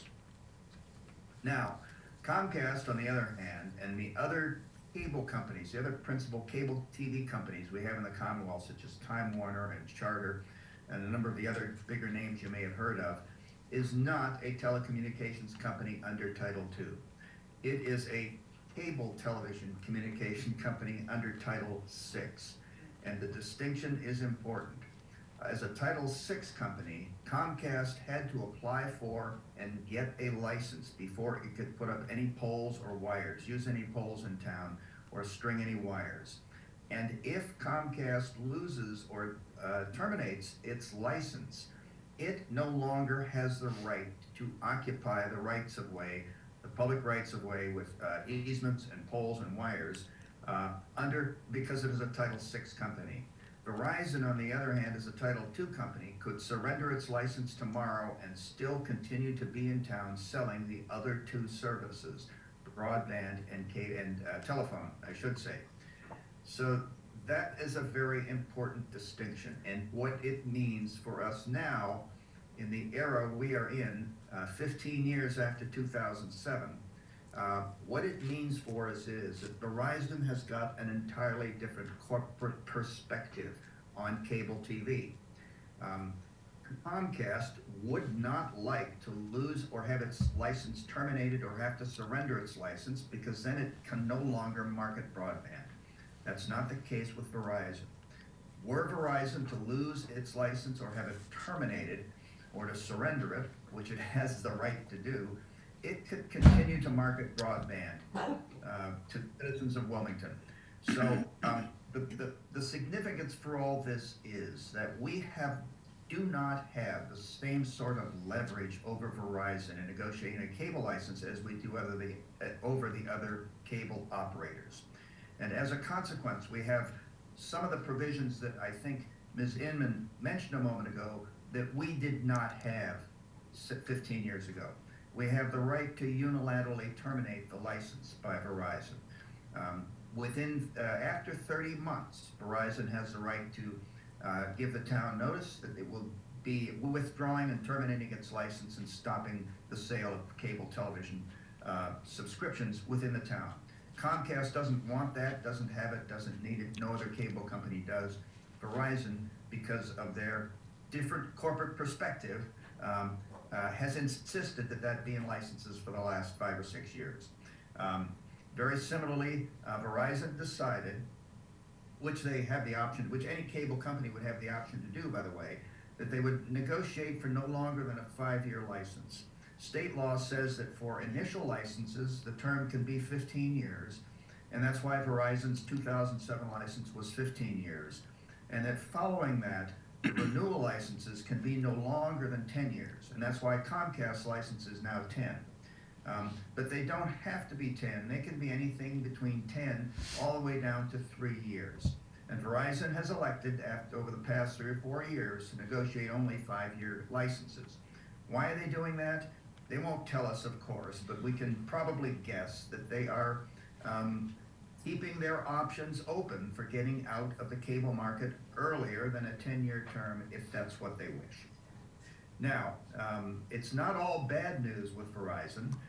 We have a couple provisions in the license which are significantly better than the Comcast license. One of them is, as Ms. Inman mentioned, we're getting more money from them for our capital payments. Capital is now, under the new license, the town will receive capital payments of $150,000 over 5 years, which averages out to $30,000 a year. And the current Comcast license, the annual average of capital payments is $21,000 a year. So we're getting more money from Verizon in exchange for some of these provisions. The other thing is that Verizon will give the town one channel, one HD, one high definition channel for PEG purposes within 270 days. And we don't have to pay for the transfer equipment. Whereas Comcast, on the other hand, when we negotiate and negotiate a renewal license with Comcast currently, they would require either 24 to 36 months to get an HD channel, and they would make the town pay about $25,000 or $30,000 for the interchange equipment, the encoders that are required to transfer the signal from town lines to the Comcast lines. So we are in a different era now. It's not the same as it was in 2007. Verizon is still hanging on. They still seem to want to be a participant in the cable market of towns.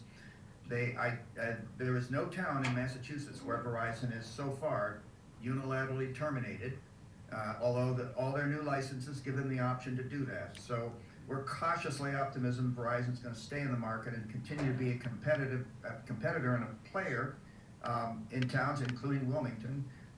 But as I say, their license has provisions in it that would allow them to leave after 3 years if that's what they want. I would note one thing, and that is that if they do elect to leave, all of the $150,000 capital payments will be made to the town prior to their departure.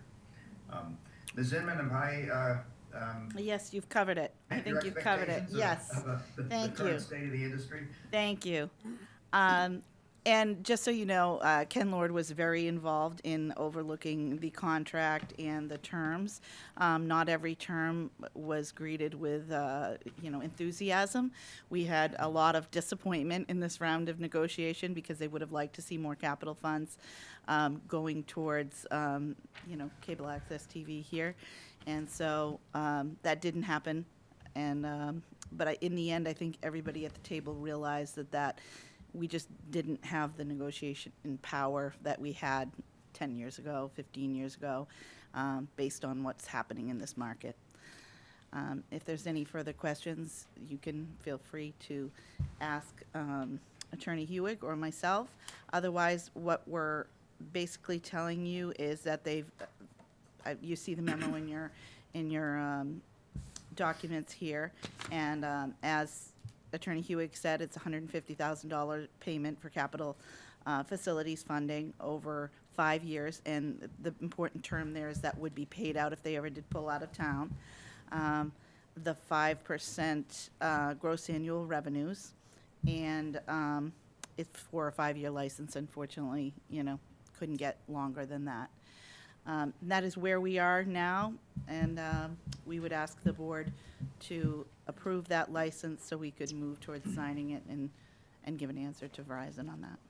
Thank you for that, and thank you to Attorney Hewig. I just want to say that your presentation, Susan, as well as the attorney's presentation was very articulate, very well presented. I truly appreciate the backdrop in terms of cable negotiations. As a layperson and a non-expert in this area, I was particularly impressed with how knowledgeable you both are about, I know some of the terms, but I certainly don't know it to the level and specificity that you do. I feel pleased and have confidence knowing that this was thoroughly reviewed with the panel team that you discussed that were members. We certainly appreciate their service and contribution as yours.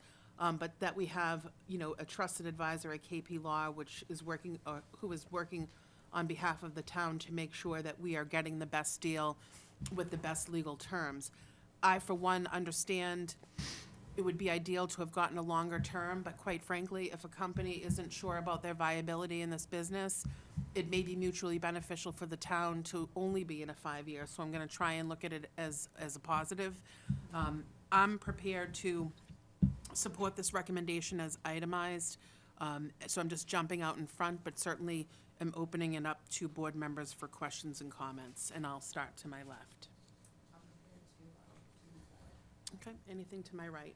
Just a quick question. Yes. Okay, what is the, if they decide to withdraw or pull out, how many months' notice do they need to give us? If they decide to cancel the contract? Madam Chair, through you and Yes. to the board member's question, they have to, after 30 months, they may give the board 18 months' notice to terminate. Okay. Okay. I'm sorry, after 30 months, it would be 6 months' notice to terminate. It's a total of 36 months. That is to say, 36 months from the day of execution of the license today, they would have the right to terminate. They would have to have given notice, 6 months' notice, at the time they want to terminate. Minimum of 3 years. So a 3 minimum of years. 3-year commitment. So it's a basically. 3-year commitment, right? 36 months then?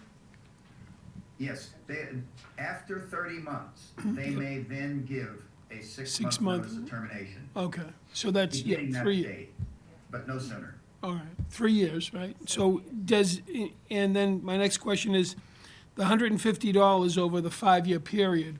So if they, 150,000. yeah, I'm sorry, 150,000 over the 5-year period, that's each year, right? 150,000. So if they terminate, 30,000 a year. oh, it's a total of it, okay. Yes. And if they terminate, they pay out the other 2 Full years amount. on their way out. Okay, that was my question. Yeah. So they're obligated to pay out the full amount. Okay, thank you. And one thing I'd just like to add, this process is very regulated, so anything that you've received in your packet in terms of a motion or a process that's outlined there, I did give you the vote of the Cable Advisory Task Force, just to let you know that they did effectively vote and read all of the documentation. And in addition, we followed the Massachusetts regs exactly for your motion that I've also included in your packet. Thank you very much. So at this time, I will, Madam Chair, yes, I just go want to make one point that I'm not sure if it was raised, but I think it's a very important point, and kudos to the committee here. So one of the issues that was noted here is this 5% of gross annual revenue.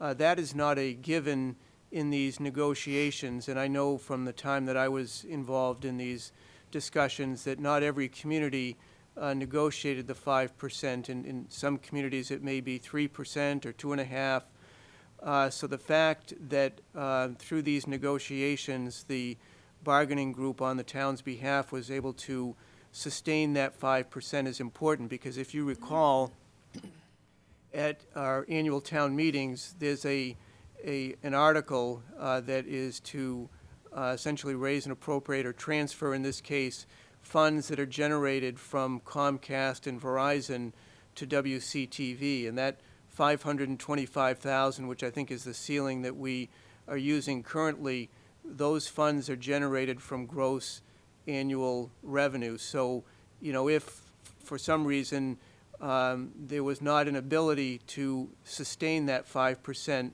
that would have a direct impact on the money going to WCTV to provide the coverage and do the types of things that they're doing here. So that's an important piece. Thank you. At this time, I would entertain a motion from a selectman to approve and sign the cable television renewal license with Verizon New England, Inc. Would anyone like to make that So motion? moved. Second.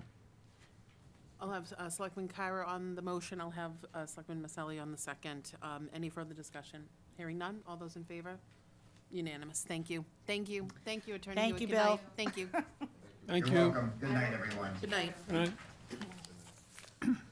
So I appreciate everyone's effort to step forward on that motion, so I hopefully didn't leave anybody out on that, but moving on to communications, I'll turn it over to the manager. Thank you.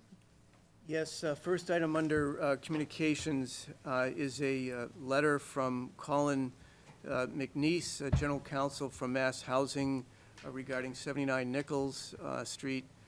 This is also referred to as the Baldwin Landing Project.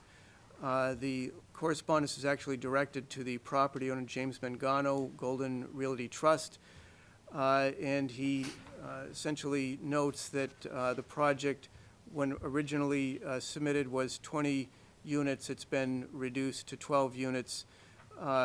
Outlines some of the comments that were received from the town and from residents, and also notes that they followed the regulatory process that they're governed and restricted by, but at the end of the day, noted that the application does meet their eligibility requirements for consideration to be brought forward as a comprehensive permit to the Board of Appeals, and also notes that the applicant has 2 years from the issuance of this letter within which to apply for a comprehensive permit.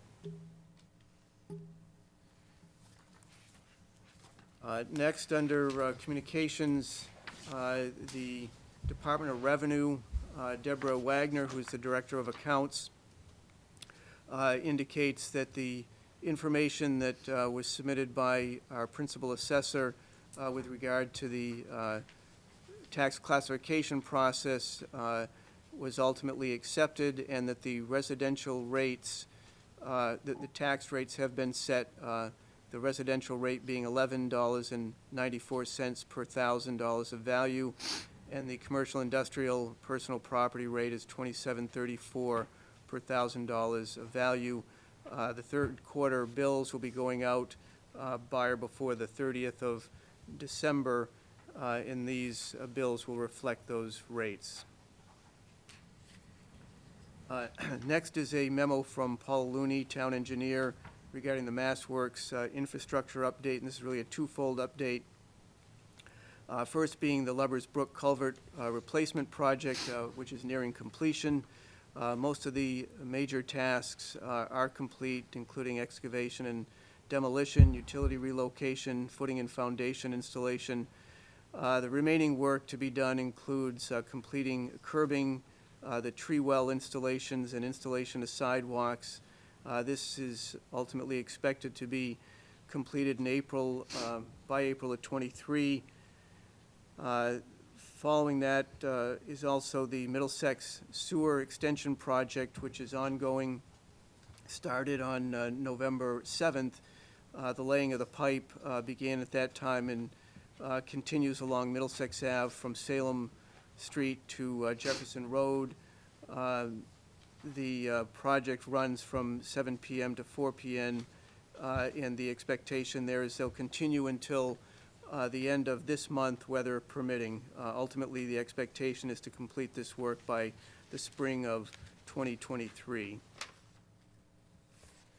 We also have communication from Brian Perry, the Town Accountant, Finance Director, regarding bond anticipation notes, which are associated with the Senior Center and Town School admin building. So, as you recall, a portion of the article that was approved for both of these called for borrowing. The first step in the process is to issue a bond anticipation note, which is short-term borrowing. These bonds run for a year and they can be renewed from that point until we will typically combine this borrowing with some other borrowing. For example, you'll recall we did the Nassau Ave water tank a few years ago. I think we've renewed the bond anticipation note at least twice, and the expectation is we'll ultimately establish a long-term borrowing, including all of these. But Brian lays out the timeline, which is actually pretty stringent at this point. There's a process that he and his office has already been involved in terms of putting together the preliminary official statement. Essentially, this is a disclosure that the town has to provide that talks about the projects and also the town's general financial health. That information will go to Unibank, who's our financial advisor, and ultimately will go to Standard & Poor's as well as Bond Counsel for review. The expectation is that we'll be having a discussion with S&P for the purposes of having our rating reviewed, and that probably will happen before the end of January. The sale of the bands are expected to take place in early February, and then we'll be back to the board to seek authorization to sign off on the borrowing there. Next is a memo from Brett Sowen, our Recreation Director, just giving the board an update on where we stand with regard to lifeguards. We continue as rec centers across the country continue to struggle with hiring lifeguards. The effort this year has been to start early, so the advertising is happening now. Typically, it starts in January. Last year, this current calendar year, we had 13 guards in addition to the supervisor. He's shooting to have anywhere from 15 to 20 guards in the upcoming season. And he's using all varieties of advertising: Facebook, Twitter, Wilmington, Apple, the town's website, Mass Recreation and Parks Association, their website, also contacting some of the area pools. Andrea Gillis, who is the longtime supervisor for the lifeguard program, has in the past run a lifeguard certification program, and she's agreed to do that again. At this point, Brett is going to be reaching out to area pools to see if they would be willing to host that certification. It's a little chilly to be doing these certifications at Silver Lake in May, so ideally if we can get one of the pools in the area to step up, then we would provide that certification process to aspiring lifeguards at no charge to just entice them to participate.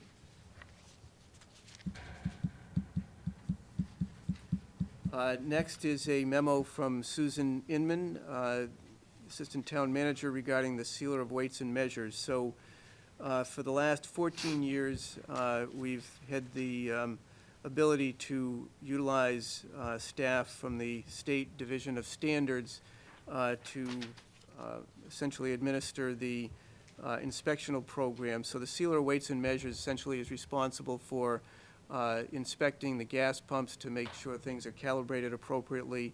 You'll see them in the grocery store, you know, the scales that where produce or meats, fish and so on are weighed. They calibrate those. Even scales in the schools for some of the athletic uses, those are calibrated all by the sealer of weights and measures. So we received notice in March, actually after the budget process had been largely completed, that they were no longer going to be providing this service to the town. A number of my colleagues also ran into the same issue, ostensibly because of our population. So we were kind of in a mode of having to scramble, and I say we, but it was largely Susan. This was one of her tasks, trying to identify another option. She reached out to the sealer in North Reading, who gave us some guidance and ultimately was able to connect us with a gentleman from town by the name of Richard Schultes, and he was appointed on August 18th. It's a non-benefit situation, so he is now serving as the inspector, sealer of weights and measures, under the tutelage, if you will, of the gentleman from North Reading. One of the things that we'll be asking the board to consider, is the rates for this work. We're suggesting that the rates be calibrated to the state sealer of weights and measures rates. And there's a document also attached to the memo that identifies those rates. The attachment is the rates from the state. Sure. That's their list. Thank you. So I do know that we have a board to consider to authorize the fees for the sealer of the weights and measures. So I'd like to take that out of order unless anyone has an objection. Board members have received this in your packet that has all the detailed information. So based on that fact, would anyone like to make a motion to authorize the fees as presented? So moved. Motion's been made. Do I have a second? Second. Seconded for discussion. Anybody? Hearing none. All those in favor? Unanimous. Thank you. Thank you.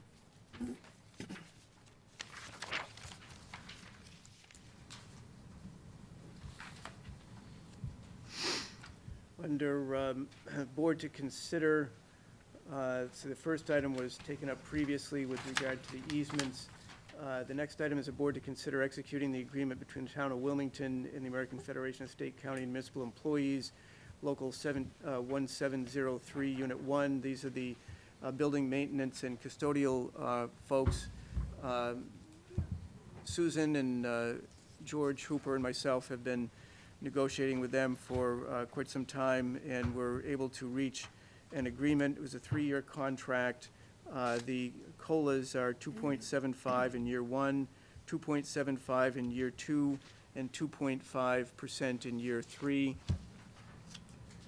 Some of the other features included addressing accrual of vacation for new hires. This is something that we've looked to address in all of the open contracts. So we've had for a long time now provisions in the contract that basically say if someone is hired in a date certain in November, that they have to go a year plus in order to be entitled to vacation. So for example, someone hired in November of 2022 would not be eligible for vacation until January 1st of 2024. So certainly in some instances that can be a competitive disadvantage when we're trying to bring people in. So the way that's set up now is that vacation time is apportioned based upon the remaining months in the year from the date of hire, with the understanding that they have to first complete their probationary period. Another piece of this was a longstanding day that that this group has had in their contract referenced as a shopping day has been removed.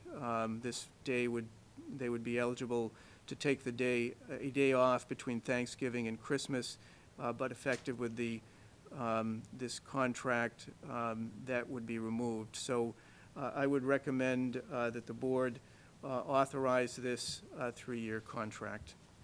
Thank you. At this time, I'd entertain a motion to execute the agreement between the Town of Wilmington and the American Federation of State, County, and Municipal Employees, Local 1703, Unit 1. Motion's been made. Do I have a second? Second. Discussion? Hearing none. All those in favor? Unanimous. Thank you. As you can see, the next several items will require approvals and signing. Just kindly remind people to stay in the manager's office upon completion of the meeting for the appropriate signing. The next item was just addressed previously, the cable renewal, followed by the sealer piece, which brings us to a board to consider request of the Wilmington High School class of 2023 to use the Swain Green for a senior barbecue on Thursday, June 1st, 2023, from 10 a.m. to 2 p.m. So moved. Second. For discussion, any conflicts or any concerns that you have on the town side? No. Okay, so motion's been made and seconded. Any other discussion? Hearing none. All those in favor? Unanimous. Thank you. Okay, the next one is board to consider approval of the 2023 licenses for alcoholic beverages, automatic amusements, billiard rooms, Class 1 vehicle sales, Class 2 vehicle sales, common victular, and entertainment. And they're further Grant the request. described. I'll move to grant the request. I'll second it. Okay, any discussion? Do you feel that these need to be read into the record, Jeff? I don't think that, well, actually, let me just, I suppose just for the sake of being conservative on this one, let me just at least run through them with the understanding, with notwithstanding the motion on the table. So we have 2 alcohol, all alcohol licenses, Fordham Associates, Inc., DBA Aleppo Temple. We have 4982 Building Associates, Inc., DBA Knights of Columbus. Those are the all alcohol club licenses. Separately, we have 5 all alcohol package store licenses, first being Evereach LLC, DBA Colonial Park Liquors, 211 Lowell Street Corp., DBA Eastgate Liquors, ShopRite Liquors, Inc., DBA Eli's Country Store, Super Target Liquors of Massachusetts, DBA Target, and NR Wilmington, DBA Wilmington Plaza Wine and Spirit. Then we have 8 all-alcohol restaurant licenses. Restaurant of Boston LLC, DBA 99 Restaurant and Pub. Separately, Green Sauce Inc., DBA Casablanca Mexican Restaurant. A&C Stone Inc., DBA Golden Ginger Restaurant. Pacific Sunshine Inc., DBA Pacific Grove. Ponchos Inc., DBA Ponchos Cantina. BJP Tavern LLC, DBA Red Heat Tavern. CNC Restaurant Group LLC, DBA Rocco's Restaurant. And LLM Inc., DBA Tremezzo's. Okay, so motion's been made for those and seconded. Do you want to leave that as that motion and stop there? Yes. Okay, so all those in favor? Unanimous. Thank you. Next is a automatic amusement devices license. This is for K1 Speed Inc., 40 Fordham Road, 23 devices, 19 renewals and 4 new. Again, these have been reviewed and approved by the police chief, or recommended for approval. Also, 1 billiard room, K1 Speed Inc., for 2 tables. So perhaps a vote on Okay. those 2. Motion to grant those requests. Motion's been made. Second. All those in favor? Unanimous. Thank you.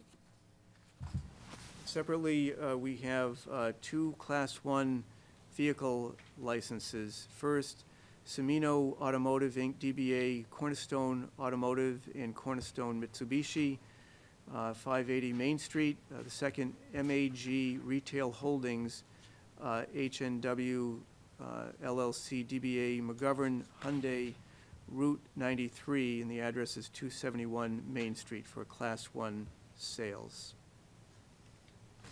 Motion to grant these requests. Motion's been made. Do I have a second? Second. Discussion. Hearing none. All those in favor? Unanimous. Thank you.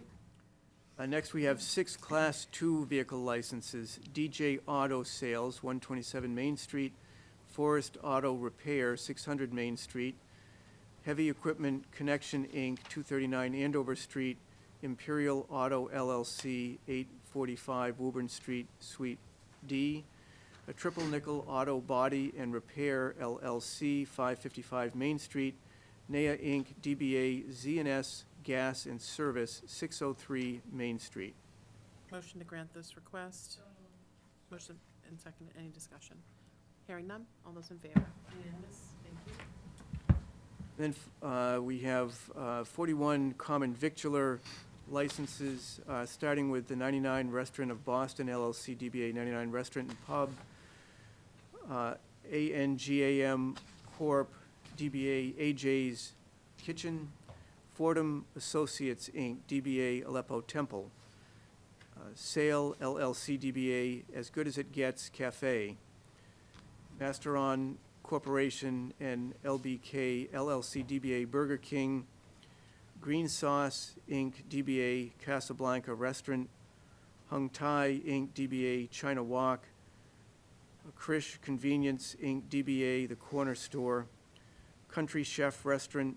Adam Donuts, Inc., DBA Duncan.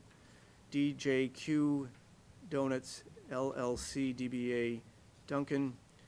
Hannah Donut, LLC, DBA Duncan. Jane Marie Donuts, LLC, DBA Duncan. CNC Donuts, Inc., DBA Duncan. Wilmington Donuts, Inc., DBA Duncan. EJ's Fresh Frozen Pizza, DBA EJ's Fresh Pizza Grab and Go. A&C Stone, Inc., DBA Golden Ginger Restaurant. Heidi Burger, LLC, DBA The Habit Burger Grill. Wilmington Heavenly Donuts, LLC, DBA Heavenly Donuts. DDK Baking, LLC, DBA Josie's Bakery. K1 Speed, Inc., 4982 Building Associates, Inc., DBA Knights of Columbus. Zong Hao, Inc., DBA Lynn Garden. T.H. McCoy Restaurant Group, LLC, DBA McDonald's Restaurant. Mona's Kitchen. Nick's Pizza, Roast Beef and Sub. Pacific Sunshine, Inc., DBA Pacific Grove. Ponchos, Inc., DBA Ponchos Cantina. KQ, Inc., DBA Peter's Pizza, Roast Beef and Seafood. Pizza Days.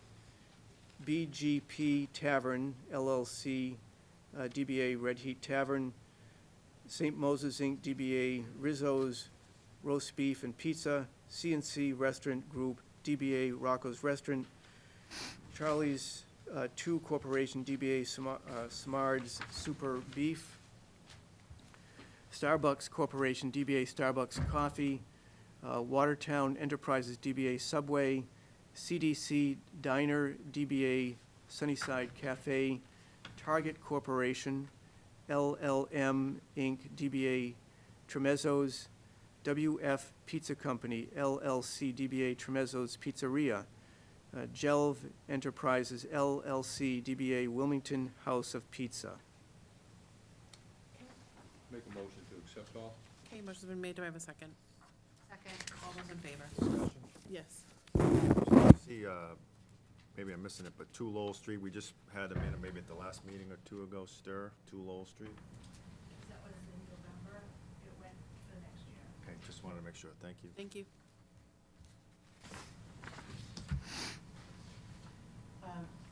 So we had motions been made. We have a second. We had discussion. All those in favor? Unanimous. Thank you. Then we have 6 entertainment licenses. Green Sauce, Inc., DBA Casablanca. Pacific Sunshine, Inc., DBA Pacific Grove. Ponchos, Inc., DBA Ponchos Cantina.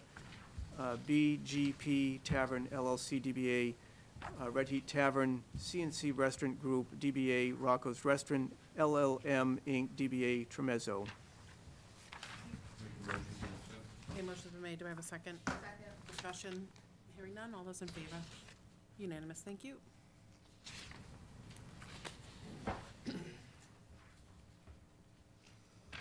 Next under board to consider is executing the Alcohol Beverage Control Commission 2023 seasonal population increase estimate. This is really geared towards communities like on the Cape and along the coast that have fluctuating populations. Obviously, Wilmington is not in that circumstance, but the ABCC still requires a vote of the board and a signature.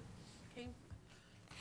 Motion to execute all, is there a motion to execute the Alcoholic Beverages Control Commission 2023 seasonal population increase estimation form? So moved. Motion's been made. Do I have a second? Any discussion? Hearing none. All those in favor? Unanimous. Thank you. Okay, and then the final is issuing a Sunday entertainment license to K1 Speed, Inc., 40 Fordham Road. This is, would be an authorization for the chair to sign this on behalf of the board for the Sunday entertainment license. And then any issues or on the recommendation? No. Okay. All right. Would anyone like to make a motion to grant this request as presented? Motion's been made. Do I have a second? Any discussion? Hearing none. All those in favor? Unanimous. Thank you. Public comments. State your name and address for the record, please.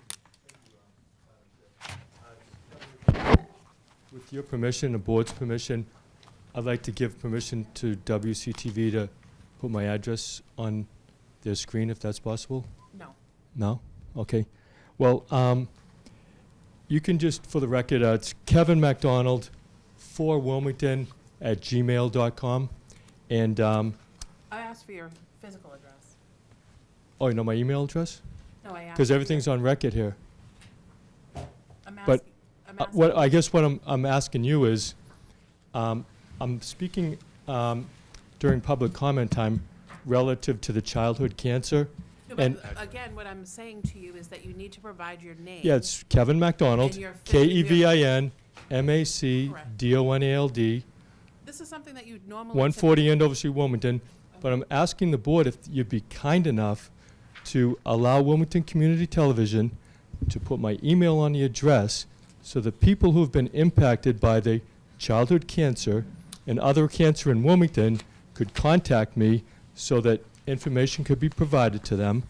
And You can what I'm verbally- seeking you can- for, You can verbally give your address. Okay. But I'm. I'd like to do that then. I We're just not- thought you'd we're- be kind enough to do that. It's not about being kind, but we're setting a precedence. I'm not trying to be difficult, but we're setting a precedence. I'm not going to entertain as a board to be part of your marketing team. This So isn't I a understand you're solicitation. trying to do something kind, but I'm not going to set a precedence because then 50 other people can come in and make the same request. Okay. So if you'd like to share something, I Okay. don't have a problem with that, but let's understand the cause and effect of what you're asking. Okay. Okay? Let's Um, be fair about it. Again, my email is Kevin MacDonald, 4, Wilmington @gmail.com. Thank you. And I rise tonight to speak regarding the Department of Public Health's letter that they issued regarding their study on the Wilmington childhood cancer and how they attributed that to the Olin chemical site.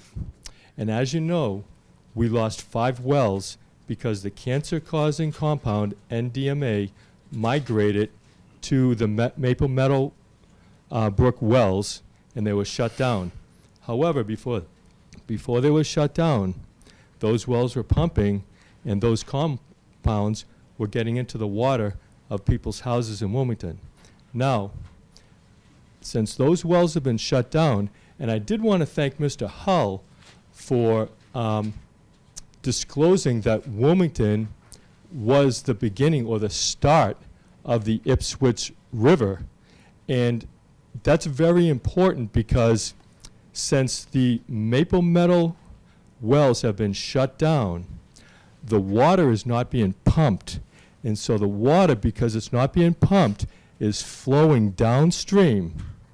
And just because the wells have been shut off does not necessarily mean that the cancer-causing compound, NDMA, isn't flowing through our waterways downstream to downstream communities. And so I rise tonight, and I was hoping that you would put my email address on screen so that people in town who've been negatively impacted due to cancer, like myself, I'm a person who has lost a direct family member to cancer in town.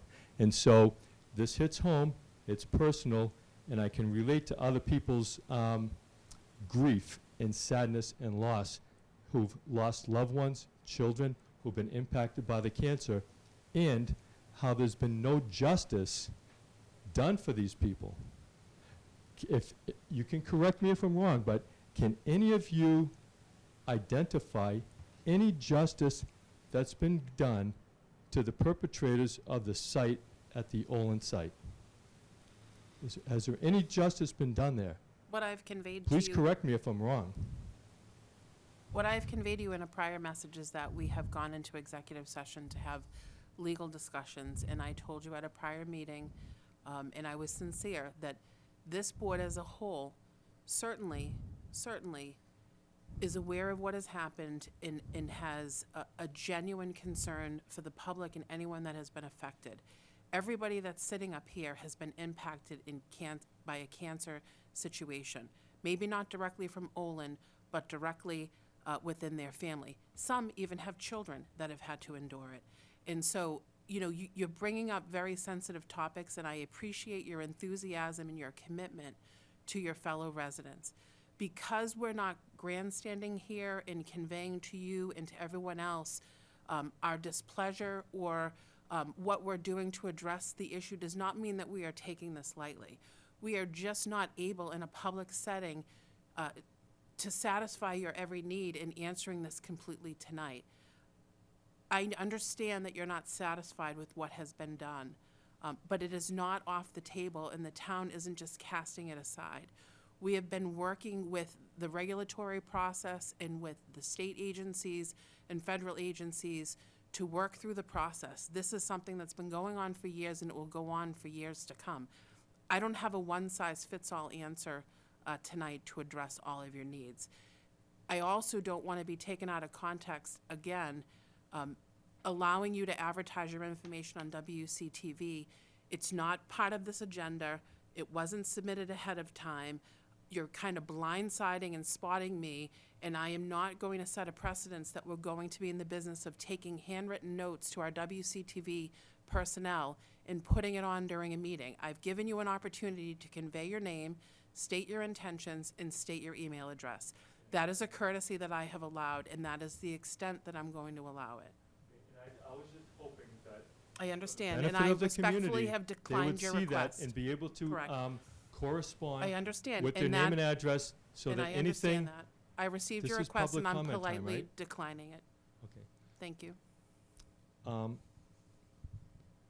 Just so that the people at home know that even though you're not gonna allow that to be put on the screen, they can reach me at kevinmacdonald4wilmington@gmail.com. People who've been impacted by cancer, if they put in the subject column, cancer impact or something relative to that, they will get a response. Thank you. And so I asked you at a previous meeting if you would have a form to request the people and to use the town's resources such as their website, their ability to put notifications in the local media, to have a forum so that people can come down and offer their impact statements, their ideas, their insight on how to get justice for the people of Wilmington, and probably even more beneficial to stop the spread of the cancer-causing compound from migrating to downstream communities. And correct me if I'm wrong, but I've never heard anybody on this board address any type of study, analysis, or any effort put into identifying how much of this stuff is still flowing to downstream communities. Is there anybody here who can step up and say that they've actually put an effort and can deliver some information to us tonight as to the negative impacts to downstream communities. I think we've all been briefed, and we've been taking the information, as I told you, from the local and state agencies. I will speak on behalf of the board that no one on this board or at this table is qualified to be giving scientific advice or in a position to give environmental data. So I'm uncomfortable with trying to answer your question in depth because I don't have that information in front of me, because I didn't know that this was what you were going to be asking. So, you know, I'm trying to cooperate with you in saying that this is a bigger issue than any one person or any one board. It's a major issue. There's no one that's saying that it isn't. And there are public forums to discuss these matters that the manager has articulated in prior meetings about information sessions and public opportunity. And those forums are best suited with the professionals that have the expertise to answer those questions. I don't have that expertise to answer that question for you. Regarding your forum, it is not advised that it's an appropriate time for the town to be doing something like that. Again, I don't expect you to be satisfied with that answer, I'm not. but it goes back to our executive session regarding potential future litigation. It is not advisable for us to be entering into that particular forum at this particular time. I would also just This add matter that has the- gone on for many, Excuse me, many the manager years. was trying to I would ask. just No, I add- just thought that this was public comment time. I'm but not if you- saying that it isn't, but Go ahead. I would think you should just give him an opportunity to add to my comments. I don't know what basis you have to suggest that all the downstream communities are impacted by NDMA. Certainly the fact that EPA has been on this now for a number of years and has required a host of studies that Olin and their consultants do.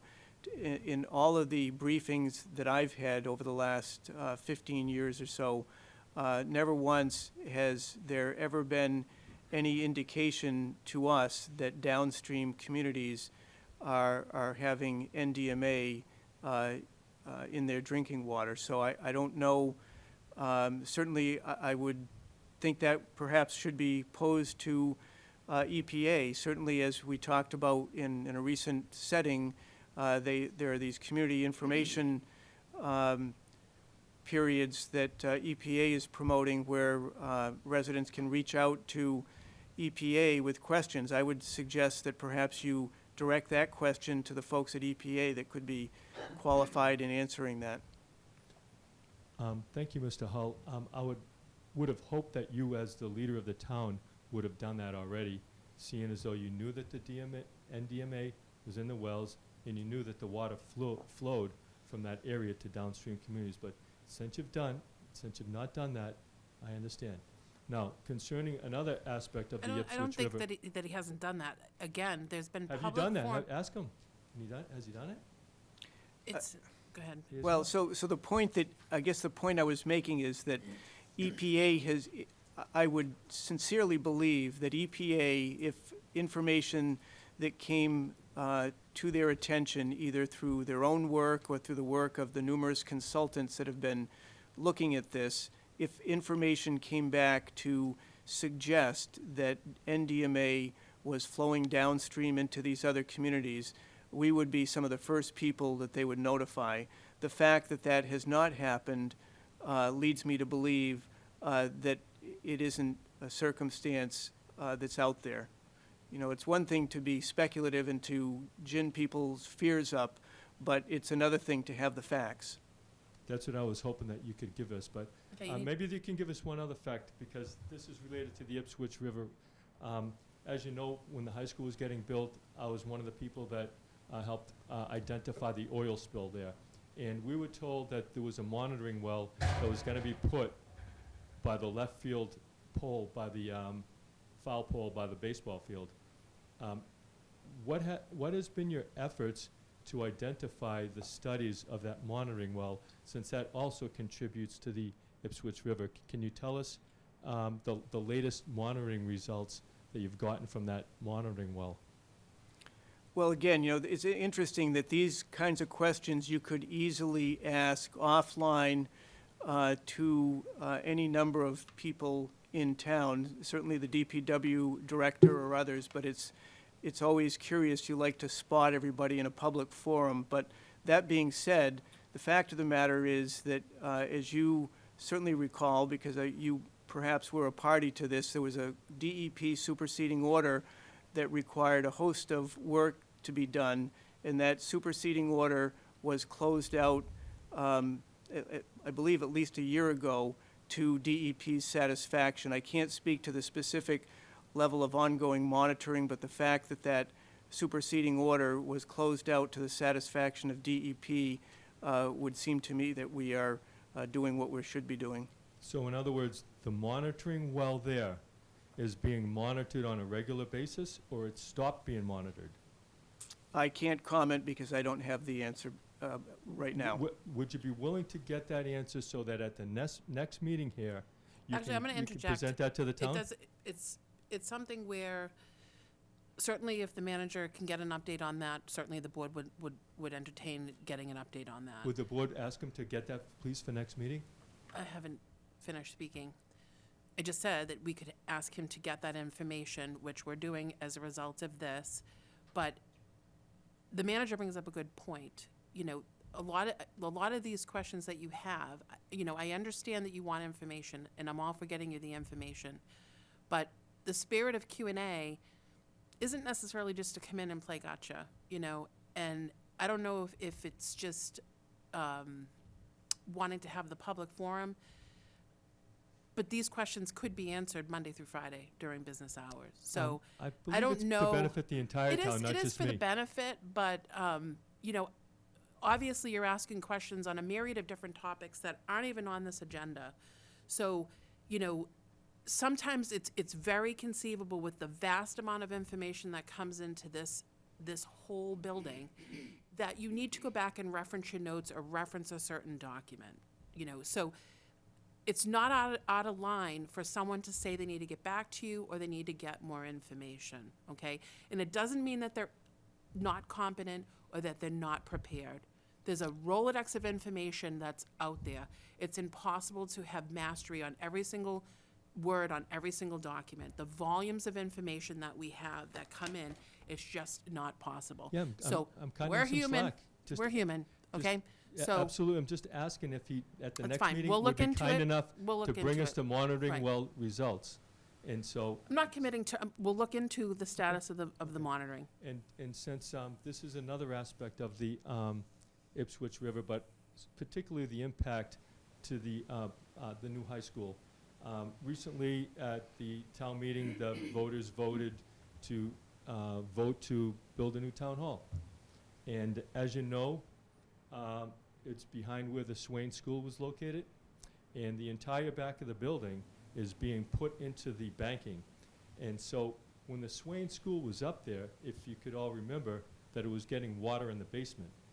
And so the basement was probably about 4 feet, maybe 5 feet below the parking lot, which means if that's the water table, okay, can you tell us if there's sewer going past that or if the building's gonna be on septic? In terms of the design of that building, this board isn't designing that building. Nope, no, I'm The not talking building- about the design, I'm just simply asking, does a sewer main go past that? And I'll tell Goes you why past I'm where? asking the question. Goes past where? With a new town hall, will a new town hall be serviced by septic or sewer? I can't recall offhand. I know we have had that discussion, and I just don't remember off the top of my head whether it is That's septic or fine. whether I'll it's tell you what my sewer. concern is. Since the water table is about 4 feet below the parking lot, and if it's serviced by a septic system, Title V says the bottom of your septic system has to be 4 feet above the water table. Now, we were told that we were not gonna lose any parking places.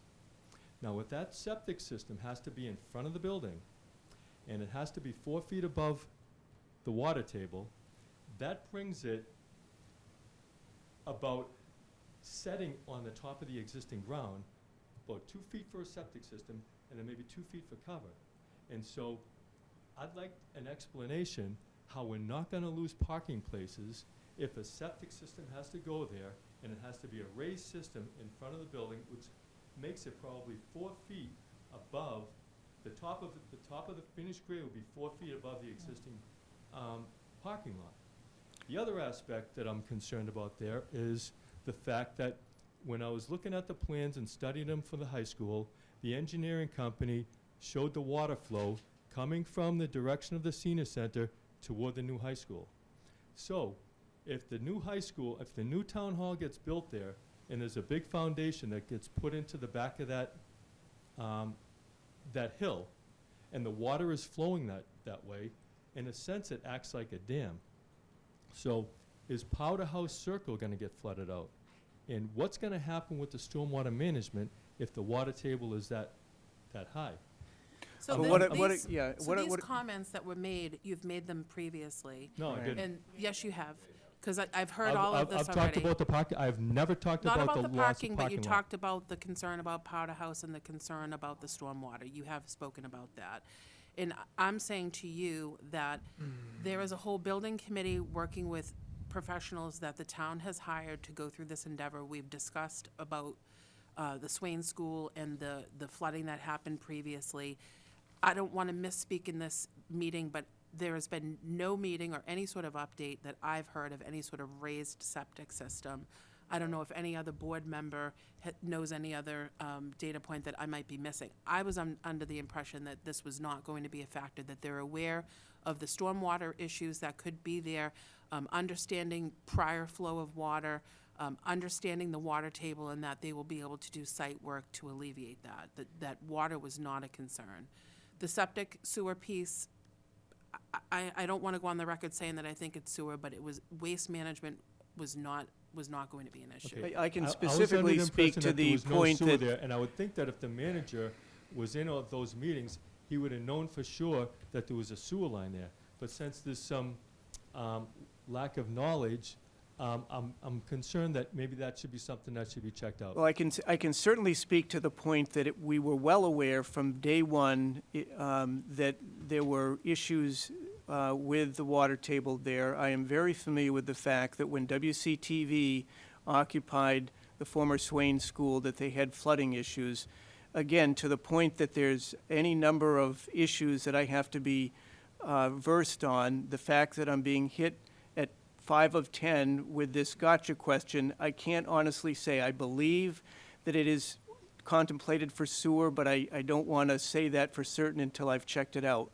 The fact of the matter is that we were very focused on being aware of the water table issue there, and you've made this point for probably 10 years now at least, about the water table and your concerns and all of your misgivings about doing anything there. So that, amongst other things, and just personal experience, having seen the flooding at the Swain School, we made a point of focusing the architects and their geo folks on that point. So believe me, that has not been overlooked, and it will not be overlooked.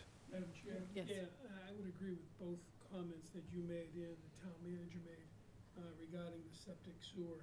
I would pose a question to Mr. McDonald. We had 27 meetings, been meeting for a couple of years, and never once did I see you at a meeting and ask these very good questions. That's where you should have been, not here tonight in front of the Board of Selectmen. You should have gone to one of those 27 meetings and brought up that issue at that point in time. It's unfortunate. In regards to the parking. Thank you, Mr. Carr, for that. In regards to the parking, there are going to be, which was described to us, more parking spaces than what is currently existing. So for some crazy reason, there has to be septic rather than sewer, and it takes up some area. We'll probably still have more parking than we have there now.